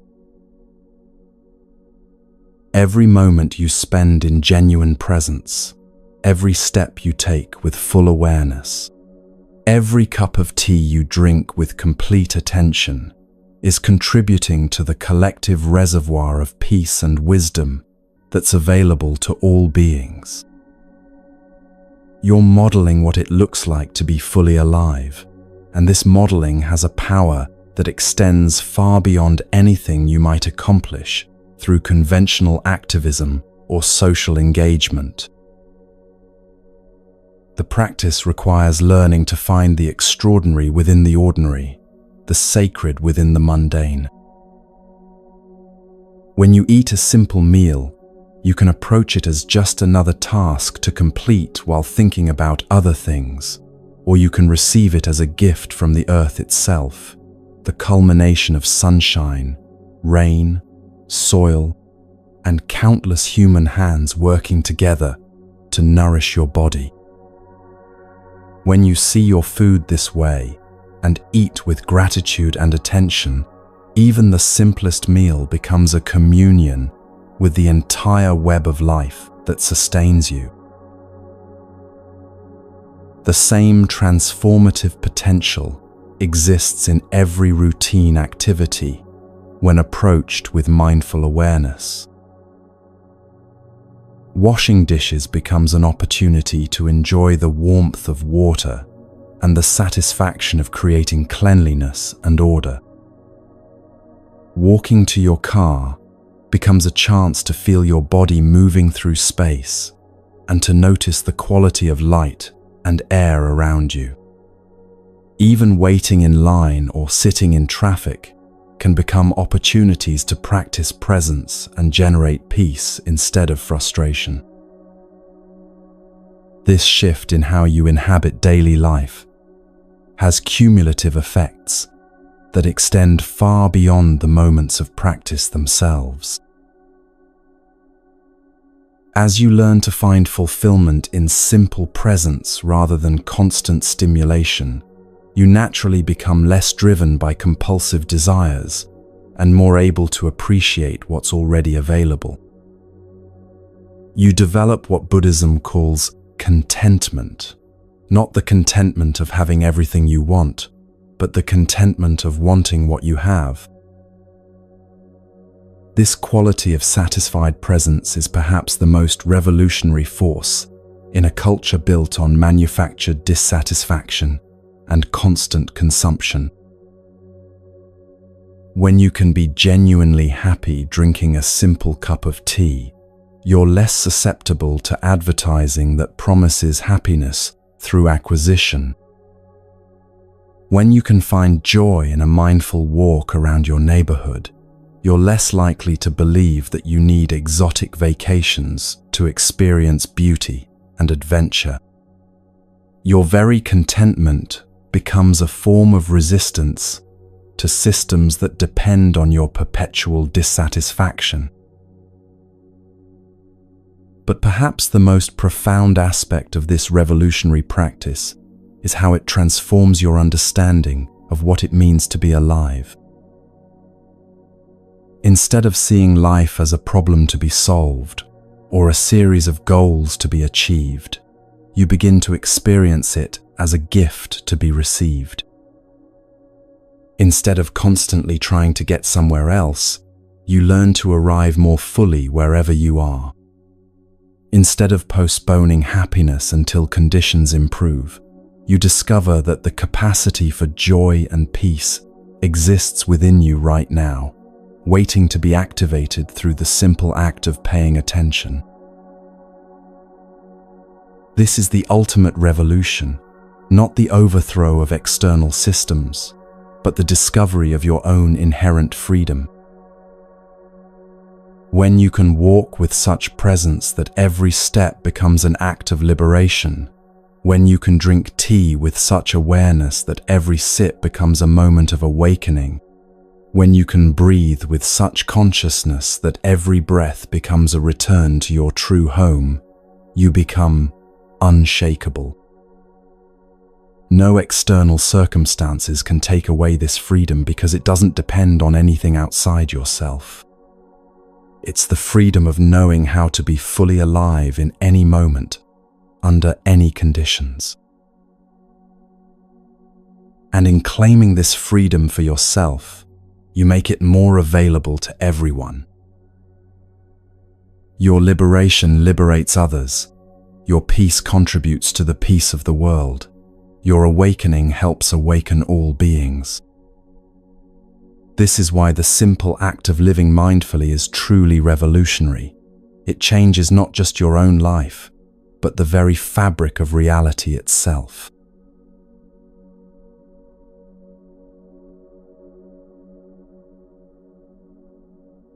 There's a profound difference between trying to find peace alone in your living room and discovering it in the company of others who share the same intention. While individual practice is valuable and necessary, it's like a single candle flickering in the darkness, beautiful, but limited in its power to illuminate the world. But when many people gather with the shared commitment to cultivate mindfulness and compassion, something extraordinary happens that's far greater than the sum of individual efforts. This mysterious amplification of spiritual energy is what Buddhism calls the power of Sangha, the spiritual community that forms whenever people come together with the intention of awakening to peace and wisdom. The word itself means community or assembly, but it points to something much deeper than simply being in a group. It describes the sacred field of collective awareness that emerges when individuals align their hearts and minds toward the same noble purpose. You might have experienced glimpses of this collective energy without recognizing it for what it was. Perhaps it was during a moment of silence at a memorial service when hundreds of people breathed together in shared grief and love. Maybe it was during a concert when the entire audience seemed to merge into one being, carried by the beauty of the music. Or it could have been as simple as sitting quietly with family members around a dinner table, feeling held by something larger than any individual present. These moments of collective presence offer a taste of what becomes available when people consciously practice together. The power of this shared practice becomes most evident in how it transforms individual struggles that can feel overwhelming when faced alone. Imagine trying to carry a heavy load by yourself versus having many hands to help share the burden. When you're wrestling with anxiety, depression, grief, or any form of suffering in isolation, your individual capacity for peace and clarity can easily become exhausted. But when you allow yourself to be held by the collective energy of a community committed to healing and awakening, your personal struggles find support in something much larger than your own limited resources. This support happens not through advice giving or problem solving, but through the simple power of shared presence. When a group of people sits together in mindful silence, breathing consciously and maintaining awareness of the present moment, they create what could be called a field of peace that naturally penetrates into each individual. Your nervous system begins to attune to the collective calm. Your scattered thoughts start to settle, and you find yourself accessing states of peace that seemed impossible when you were struggling alone. Buddhist communities have developed specific practices that harness this collective energy for maximum healing benefit. One of the most powerful is the practice of eating meals together in complete silence, transforming the ordinary act of nourishment into a profound spiritual practice. This isn't the awkward silence of people who have nothing to say to each other, but the rich silence of individuals who are so present with their experience that words become unnecessary. When you sit down to eat with others in this way, something beautiful begins to unfold.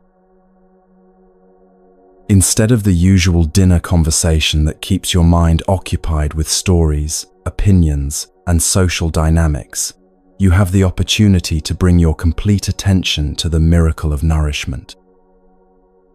You can actually taste your food instead of consuming it mindlessly while thinking about other things. You can feel gratitude arising naturally as you recognize the countless gifts that have come together to make this meal possible. The practice begins before you even take your first bite. You pause and look at the food in front of you with fresh eyes, as if seeing nourishment for the first time. That simple piece of bread on your plate isn't just flour and water that's been baked. It's what Buddhist teaching calls an ambassador from the cosmos, carrying within it the energy of sun and rain, soil and seed, the work of countless hands, and the love of everyone who contributed to bringing it to your table. When you can see a piece of bread in its true nature, as the body of the cosmos coming to nourish you, something shifts in your relationship, not just to food but to existence itself. You begin to understand that you're not a separate being, consuming resources from an external world, but rather a temporary expression of the same life force that animates everything around you. The bread is you, and you are the bread, both arising from the same source and returning to the same source. This understanding naturally gives rise to reverence and gratitude. You place the bread in your mouth, not as a consumer taking from the world, but as one part of life, receiving nourishment from another part of life. You chew slowly and mindfully, actually tasting the sweetness and texture, feeling the way your body receives and transforms this gift. Most importantly, you chew only the bread, not your worries about tomorrow, not your resentments about yesterday, not your plans and fantasies and mental stories. This distinction between mindful consumption and unconscious consumption reveals something profound about how we create our own suffering. Most of the time, when we eat, we're not just consuming food, we're also consuming our thoughts and emotions, chewing on our anxieties and digesting our anger along with our meals. We put not just bread in our mouths, but our projects, our fears, our irritations, our endless mental commentary about everything that's wrong with our lives. This creates a kind of spiritual indigestion that prevents us from receiving the nourishment that's actually available. But when you learn to eat mindfully in the supportive presence of others who are doing the same practice, you discover what it means to receive pure nourishment. You chew only what deserves to be chewed, the gifts of the earth that have come to sustain your body. You allow yourself to be fed, not just physically, but spiritually, opening to receive the love and care that flows through every aspect of your meal. The collective energy of the group supports this quality of attention in ways that would be difficult to maintain alone. When everyone around you is practicing the same mindful awareness, their presence reminds you to return to the practice whenever your mind starts to wander. You don't need external reminders or bells to call you back to the present moment. The very atmosphere of shared mindfulness naturally guides your attention back to what's actually happening. This is why the brother sitting in front of you and the sister to your left are not just other people sharing a meal. They are you, and you are them, all expressions of the same awakening consciousness. Their commitment to presence supports your own awakening, just as your mindfulness contributes to theirs. Together, you create something that none of you could achieve individually, a field of awareness so strong and stable that it can hold and transform even the deepest suffering. From time to time during the meal, you might pause and simply rest in this collective energy, allowing yourself to smile at the miracle of being surrounded by others who share your commitment to awakening. These moments of conscious appreciation multiply the healing power of the practice, creating ripples of joy and gratitude that benefit everyone present. You're not just eating a meal, you're participating in a communion that connects you to all life. The power of this collective energy extends far beyond formal spiritual communities. You can create mini sanghas in your daily life whenever you gather with others who share an intention for presence and peace. A family that agrees to eat one meal per day in mindful silence creates its own healing field. Friends who commit to taking walks together without talking, simply enjoying shared presence in nature, discover the same collective power. Even strangers who find themselves in the same meditation class or support group can tap into this amplified energy. The key is understanding that Sangha isn't created by having the right beliefs or belonging to the right organization. It arises whenever people align their intention toward awakening, healing, and service to something greater than their individual concerns. This could happen in a church, a mosque, a temple, or a secular community center. It could emerge during a neighborhood gathering focused on environmental restoration, or in a workplace where colleagues commit to supporting each other's well-being. Sangha is less about the form and more about the quality of heart and mind that people bring to their time together. The metaphor that best captures the supportive power of spiritual community is that of a boat carrying you safely across turbulent waters. When you're facing life's inevitable challenges, illness, loss, conflict, uncertainty, your individual capacity for peace and wisdom can feel completely inadequate. The river of suffering seems too wide and dangerous to cross alone. But when you allow yourself to be supported by the collective energy of Sangha, you don't have to swim across the difficult waters by yourself.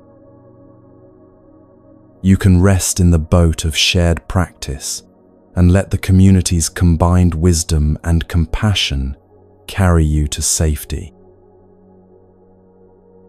This doesn't mean becoming passive or dependent on others for your spiritual development. Rather, it means recognizing that individual awakening and collective awakening are inseparable. Your personal practice contributes to the strength of the community, while the community's energy supports and amplifies your individual transformation. It's like individual instruments coming together to create a symphony. Each musician must practice their own part skillfully, but the beauty emerges from the harmony of the whole. The collective energy also has the power to heal wounds that seem too deep for individual practice to reach. When someone carries trauma, grief, or despair that feels bigger than their capacity to transform alone, the loving presence of community can provide the safety and support needed for healing to occur. The person doesn't have to be fixed or cheered up by others. They simply need to be held in a field of unconditional acceptance while their own natural healing capacity awakens. This is particularly important in our modern culture, where so many people live in isolation, cut off from the extended families and traditional communities that once provided natural support systems. Many people struggle with depression, anxiety, and a sense of meaninglessness that stems largely from this lack of genuine community connection. Finding or creating Sangha, even in small, informal ways, can provide the sense of belonging and shared purpose that nourishes the human soul. The practice of allowing yourself to be penetrated by collective mindfulness energy requires a willingness to soften the boundaries of individual identity. You have to be willing to let go of the illusion of complete self-reliance and open to receiving support from sources larger than your personal will and effort. This can feel vulnerable at first, especially if you've learned to cope with life's challenges primarily through independence and control. But when you experience the actual support that becomes available through genuine spiritual community, this vulnerability reveals itself as a doorway to profound healing and growth. As you continue practicing with others, you begin to understand that your individual liberation is inseparable from the liberation of all beings. The peace you cultivate through Sangha practice doesn't belong to you alone. It becomes part of the collective reservoir of wisdom and compassion that's available to help heal our troubled world. Your presence in community, your commitment to awakening, your willingness to support others in their practice, all of this contributes to the transformation of human consciousness itself. This is the ultimate gift of Sangha, the recognition that none of us have to walk the path of awakening alone. In the company of others who share our deepest aspirations, every step becomes lighter, every breath more nourishing, every moment more full of possibility. Together, we create something that none of us could achieve individually, a world where peace, wisdom, and love are not just beautiful ideals, but living realities that transform everything they touch.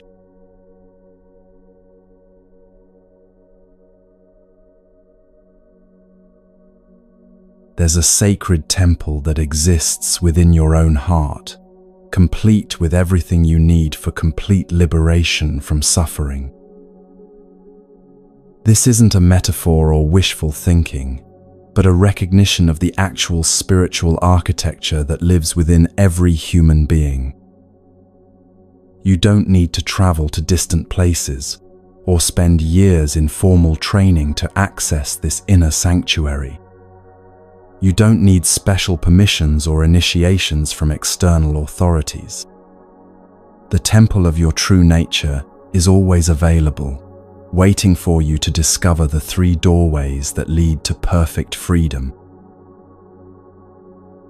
These 3 doors have been known to spiritual seekers for thousands of years, yet they remain as fresh and relevant today as they were when first discovered. They represent the essential energies that every human being possesses, not as potential that might develop someday, but as actual capacities that are functioning within you right now, even if you haven't learned to recognize or cultivate them consciously. These are the energies of the Buddha within you, the forces of transformation and healing that can liberate you from every form of mental and emotional bondage. The first door is called mindfulness, and it's the foundation upon which all spiritual development rests. Mindfulness is simply the capacity to know what's happening while it's happening. When you're breathing, mindfulness allows you to know, I am breathing in, I am breathing out. When you're walking, mindfulness lets you recognize, I am walking. When anger arises, mindfulness gives you the ability to observe anger is present instead of being completely swept away by the emotion.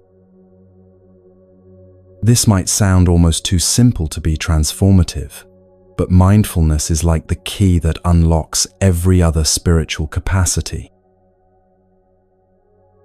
Without the ability to recognize what's actually happening in your mind and body, you remain at the mercy of unconscious patterns and reactive behaviors. You live in a kind of waking sleep, going through the motions of life without really being present for your own experience. But when mindfulness awakens, everything changes. You've already seen this power of mindfulness at work in all the stories we've shared tonight. The young boy at the monastery was able to transform his inherited pattern of anger only because mindfulness allowed him to recognize what was arising within him before he acted from it. Without mindful awareness, he would have simply reacted automatically, perpetuating the same cycle of hurt that had been passed down through generations. But mindfulness created a space between the triggering situation and his response, a space where conscious choice became possible. The teacher who found peace during 38 years of exile was able to transform his homesickness into spiritual freedom because mindfulness helped him recognize the difference between missing his homeland and being enslaved by that longing. He could observe his thoughts and emotions about separation without being controlled by them. This mindful awareness allowed him to discover that his true home wasn't a place on a map, but a quality of presence that he could access anywhere. But mindfulness alone, while necessary, isn't sufficient for complete transformation. It needs to be supported by the second door, which is concentration. Concentration is the ability to maintain your attention on a chosen object without being constantly distracted by mental wandering. It's like the difference between a flashlight with a weak, scattered beam and one with a strong, focused light that can illuminate whatever you point it toward.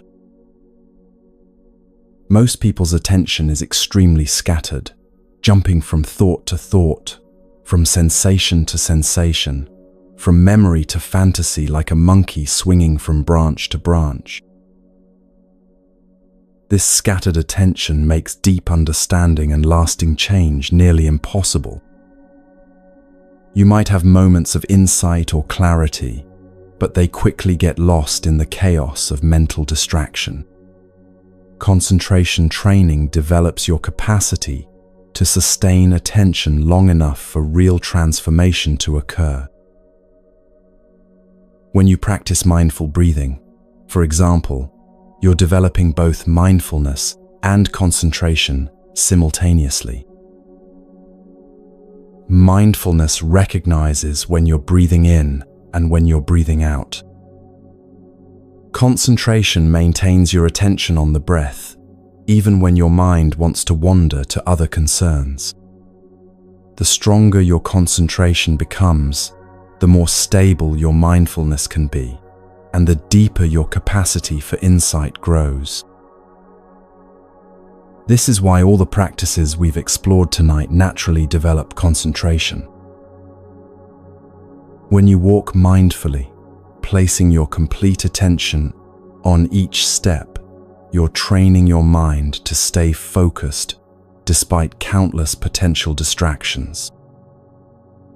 When you drink tea with full awareness, you're learning to concentrate on the immediate sensory experience rather than letting your mind drift to past or future concerns.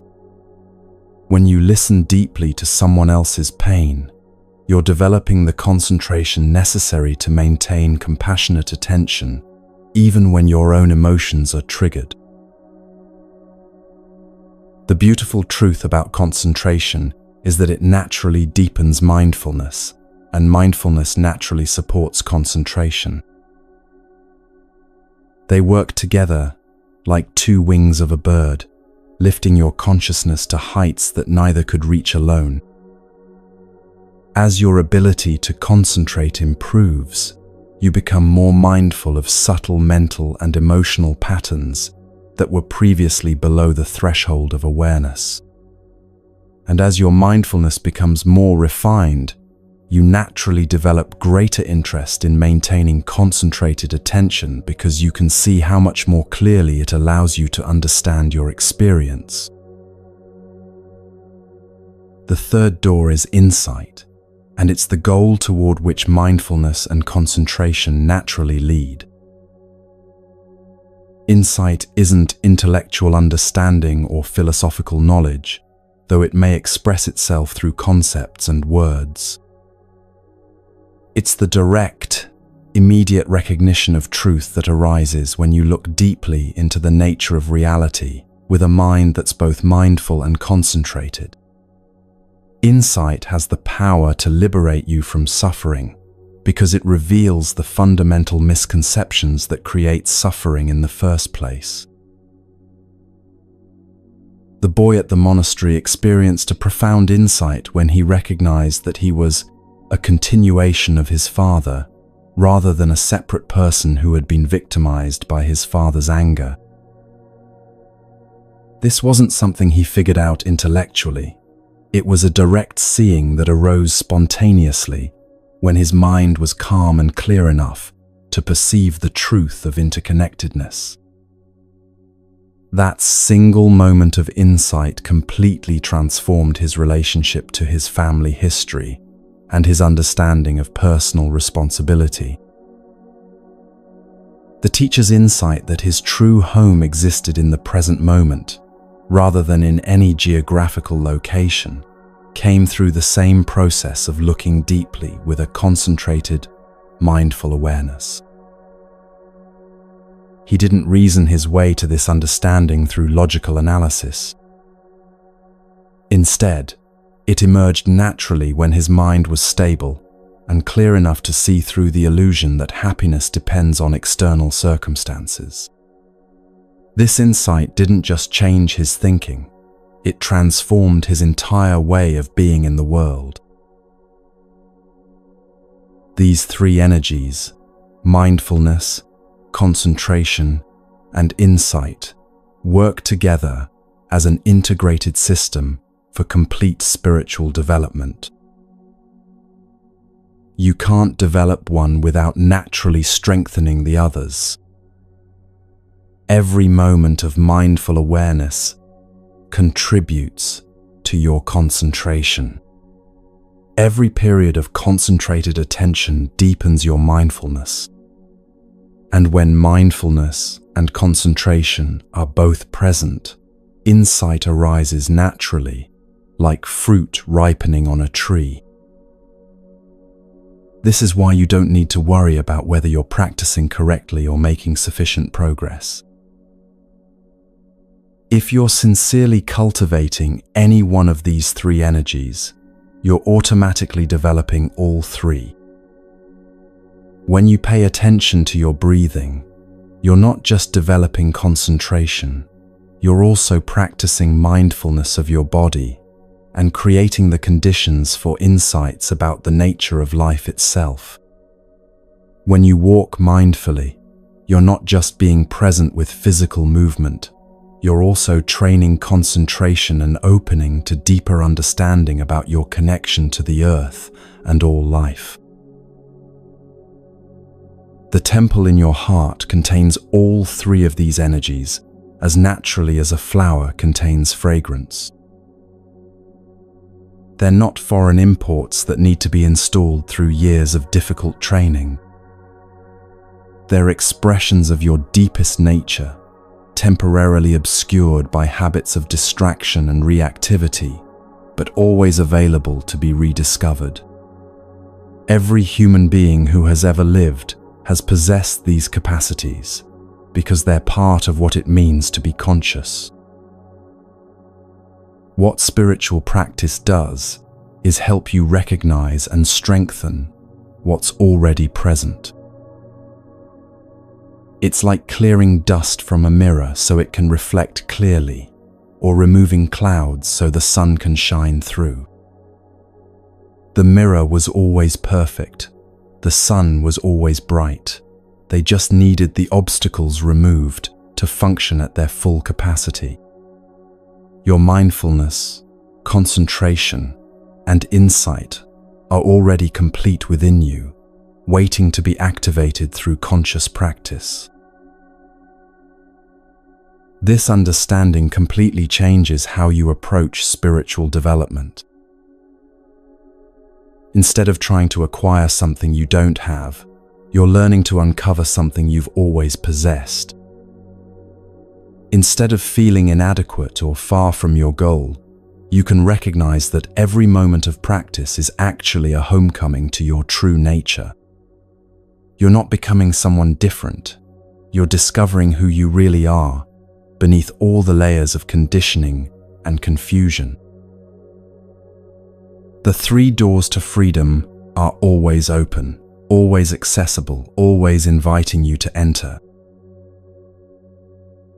You don't need to wait for better circumstances, or more time, or greater understanding. Right now, in this moment, you can breathe mindfully and activate all 3 energies simultaneously. You can pay attention to what's happening, sustain that attention with gentle concentration, and open to whatever insights want to emerge. Every time you choose presence over distraction, awareness over unconsciousness, you're walking through these doors into greater freedom.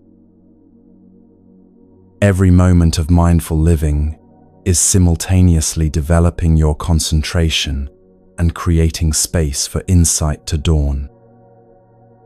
You're not just improving your personal well-being, you're activating the Buddha nature within you, contributing to the awakening of all beings, and participating in the healing of our world. This is the ultimate teaching, that liberation isn't a distant goal, but a present reality. The Temple of Freedom exists within your own heart, complete with everything needed for perfect peace. The 3 doors are always open, the path is always available, and you are always welcome to come home to the truth of who you really are.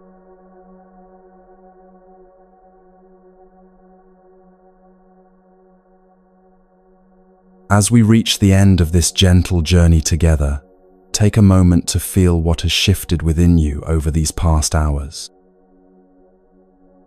Notice how your breathing has perhaps become slower and deeper, how your shoulders might have softened, how your mind has settled into a quality of peace that feels both familiar and somehow new. You've been walking a sacred path tonight, one that countless people before you have traveled, and you've discovered treasures that have always belonged to you. We began with a simple promise that ancient wisdom could help you break free from the cycles of negative habits that seem to pull you away from peace. Through stories of profound courage and gentle transformation, you've seen how this promise becomes reality.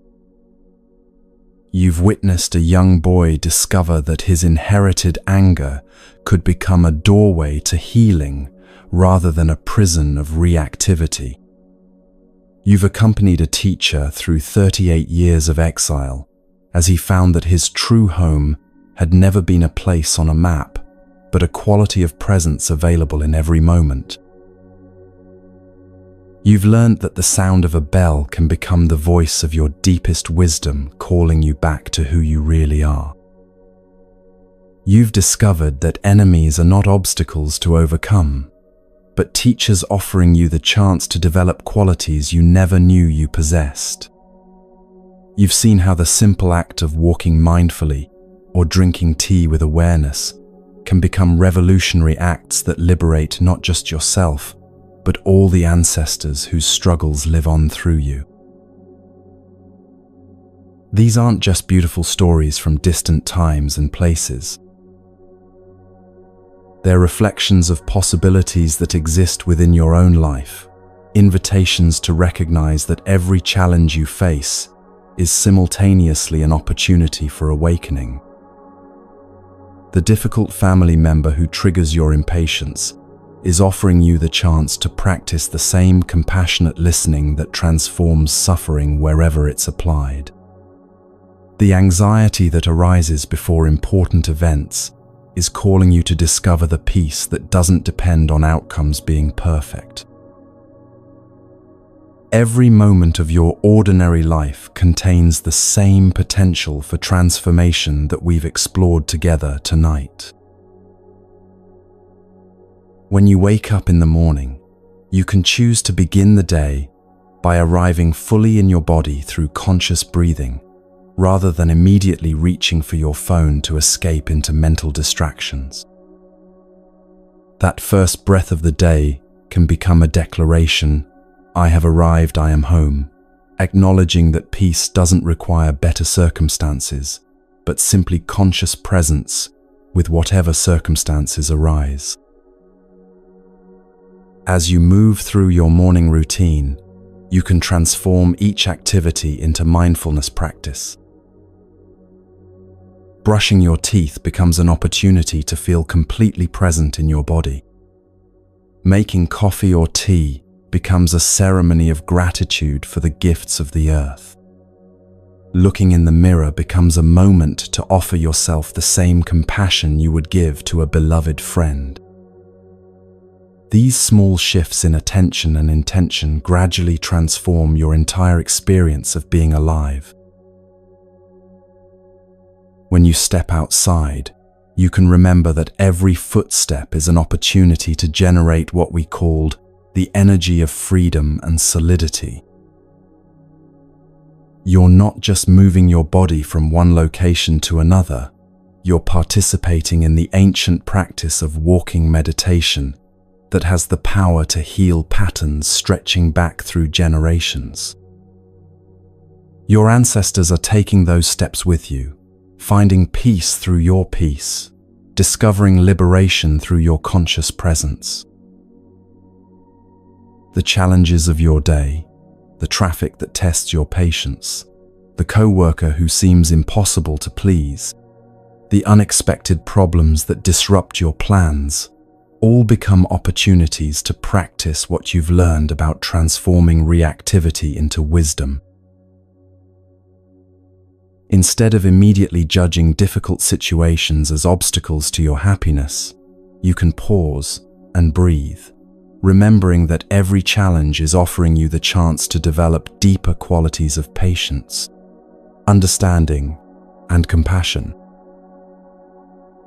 When someone speaks to you with irritation or criticism, you can remember the practice of deep listening that we explored at the beginning of our journey.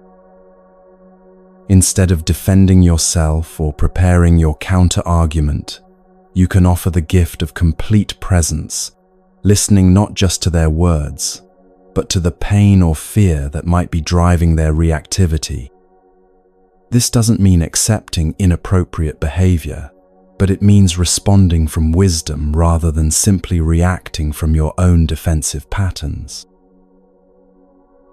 The insights you've gained tonight about breaking generational patterns can transform how you relate to your family history and your role in shaping the future. You no longer have to see yourself as a victim of your upbringing or as someone doomed to repeat the mistakes of previous generations. Instead, you can understand yourself as a conscious link in the chain of transmission, someone who has the power to transform inherited patterns of suffering into wisdom and to ensure that future generations receive healing rather than trauma. This doesn't require dramatic changes in your lifestyle or relationships. It simply means bringing conscious awareness to moments when old patterns want to arise and choosing to respond differently. When you feel anger beginning to build, you can practice what we learned about mindfulness of emotions, recognizing the anger as temporary energy moving through you rather than as your fundamental identity, and holding it with the same tender care a mother offers to a crying child. The power of Sangha that we explored can be cultivated in your daily relationships, even with people who don't share your interest in spiritual practice. You can create micro-communities of presence by bringing your full attention to whoever you're with, whether it's a family member, friend, or stranger you encounter during your day. Your quality of presence becomes a gift that helps others remember their own capacity for peace, even if they never consciously understand what feels different about being in your company. The 3 doors to freedom: mindfulness, concentration, and insight are always available to be opened through the simplest activities. Every conscious breath develops all three simultaneously. Every moment of paying attention to what's actually happening rather than getting lost in mental stories strengthens your capacity for clear seeing. You don't need special conditions or extended periods of formal practice to access the freedom that these energies provide. As you integrate these teachings into your life, remember that transformation happens gradually and gently, like seeds growing in fertile soil. You don't need to become perfect or never make mistakes. You simply need to keep returning to conscious presence whenever you notice you've become lost in unconsciousness. Each return is a victory. Each moment of awareness is a contribution to your own liberation and the healing of the world. The beautiful truth is that your individual awakening is never just about you. Every moment you choose presence over reactivity, understanding over judgment, compassion over criticism, you're adding to the collective reservoir of wisdom and peace that's available to all beings. Your personal transformation ripples out in ways you may never see, but that touch countless lives across space and time. This is why your commitment to these practices matters so much. You're not just working to improve your own well-being, though that's certainly important. You're participating in the healing of our world, contributing to the transformation of human consciousness itself. Every person who learns to respond to hatred with love, to fear with courage, to division with recognition of our shared humanity, is helping to create the kind of world we all long to live in. The kingdom of heaven that spiritual traditions speak of, the pure land of the Buddha, the peace that surpasses understanding, these aren't distant realms you have to earn through years of practice. They're available right now, in this moment, through the simple act of bringing your complete attention to whatever is arising in your experience. When you can breathe consciously, walk mindfully, listen deeply, and respond with compassion, you're living in these sacred dimensions of reality. As you prepare to rest tonight, carry with you the understanding that sleep itself can become a spiritual practice.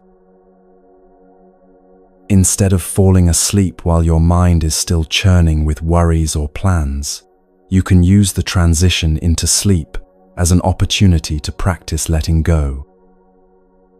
You can breathe slowly and consciously, allowing each exhale to release the tensions and concerns of the day. You can silently repeat, "I have arrived, I am home," arriving fully in your body and your bed, arriving in the present moment. That's the only place peace has ever existed. Let your body sink into complete relaxation, feeling held and supported by the earth beneath you. Allow your breath to slow and deepen naturally, without any effort or control. If thoughts arise about tomorrow's responsibilities or unresolved concerns, gently acknowledge them and then return your attention to the simple pleasure of breathing and resting. You don't need to solve any problems or figure anything out right now. This is time for pure rest, pure being, pure presence. Know that as you sleep, the seeds of wisdom and compassion that have been watered tonight will continue to grow in the garden of your consciousness. The insights you've received will integrate naturally into your understanding, and you'll wake tomorrow with a slightly deeper capacity for peace and love. The transformation you've begun is not dependent on your effort or control. It unfolds naturally, like flowers blooming in spring, according to the laws of healing that govern all life. From all of us at Moonmine Temple, we thank you for taking this journey with us. You've been exactly where you needed to be to receive exactly what you needed to receive. The teachings you've encountered tonight will stay with you, not as memories you need to hold on to, but as living wisdom that will express itself naturally through your thoughts, words, and actions. Rest well, knowing that you are loved beyond measure, that your life has profound meaning and purpose, and that every breath you take is a gift to the world. Sleep peacefully in the understanding that tomorrow is full of opportunities to live these teachings, to practice these freedoms, and to contribute to the healing that our world so desperately needs. Sweet dreams, dear friend. May you wake refreshed and renewed, ready to walk gently on this earth, spreading peace wherever your path may lead.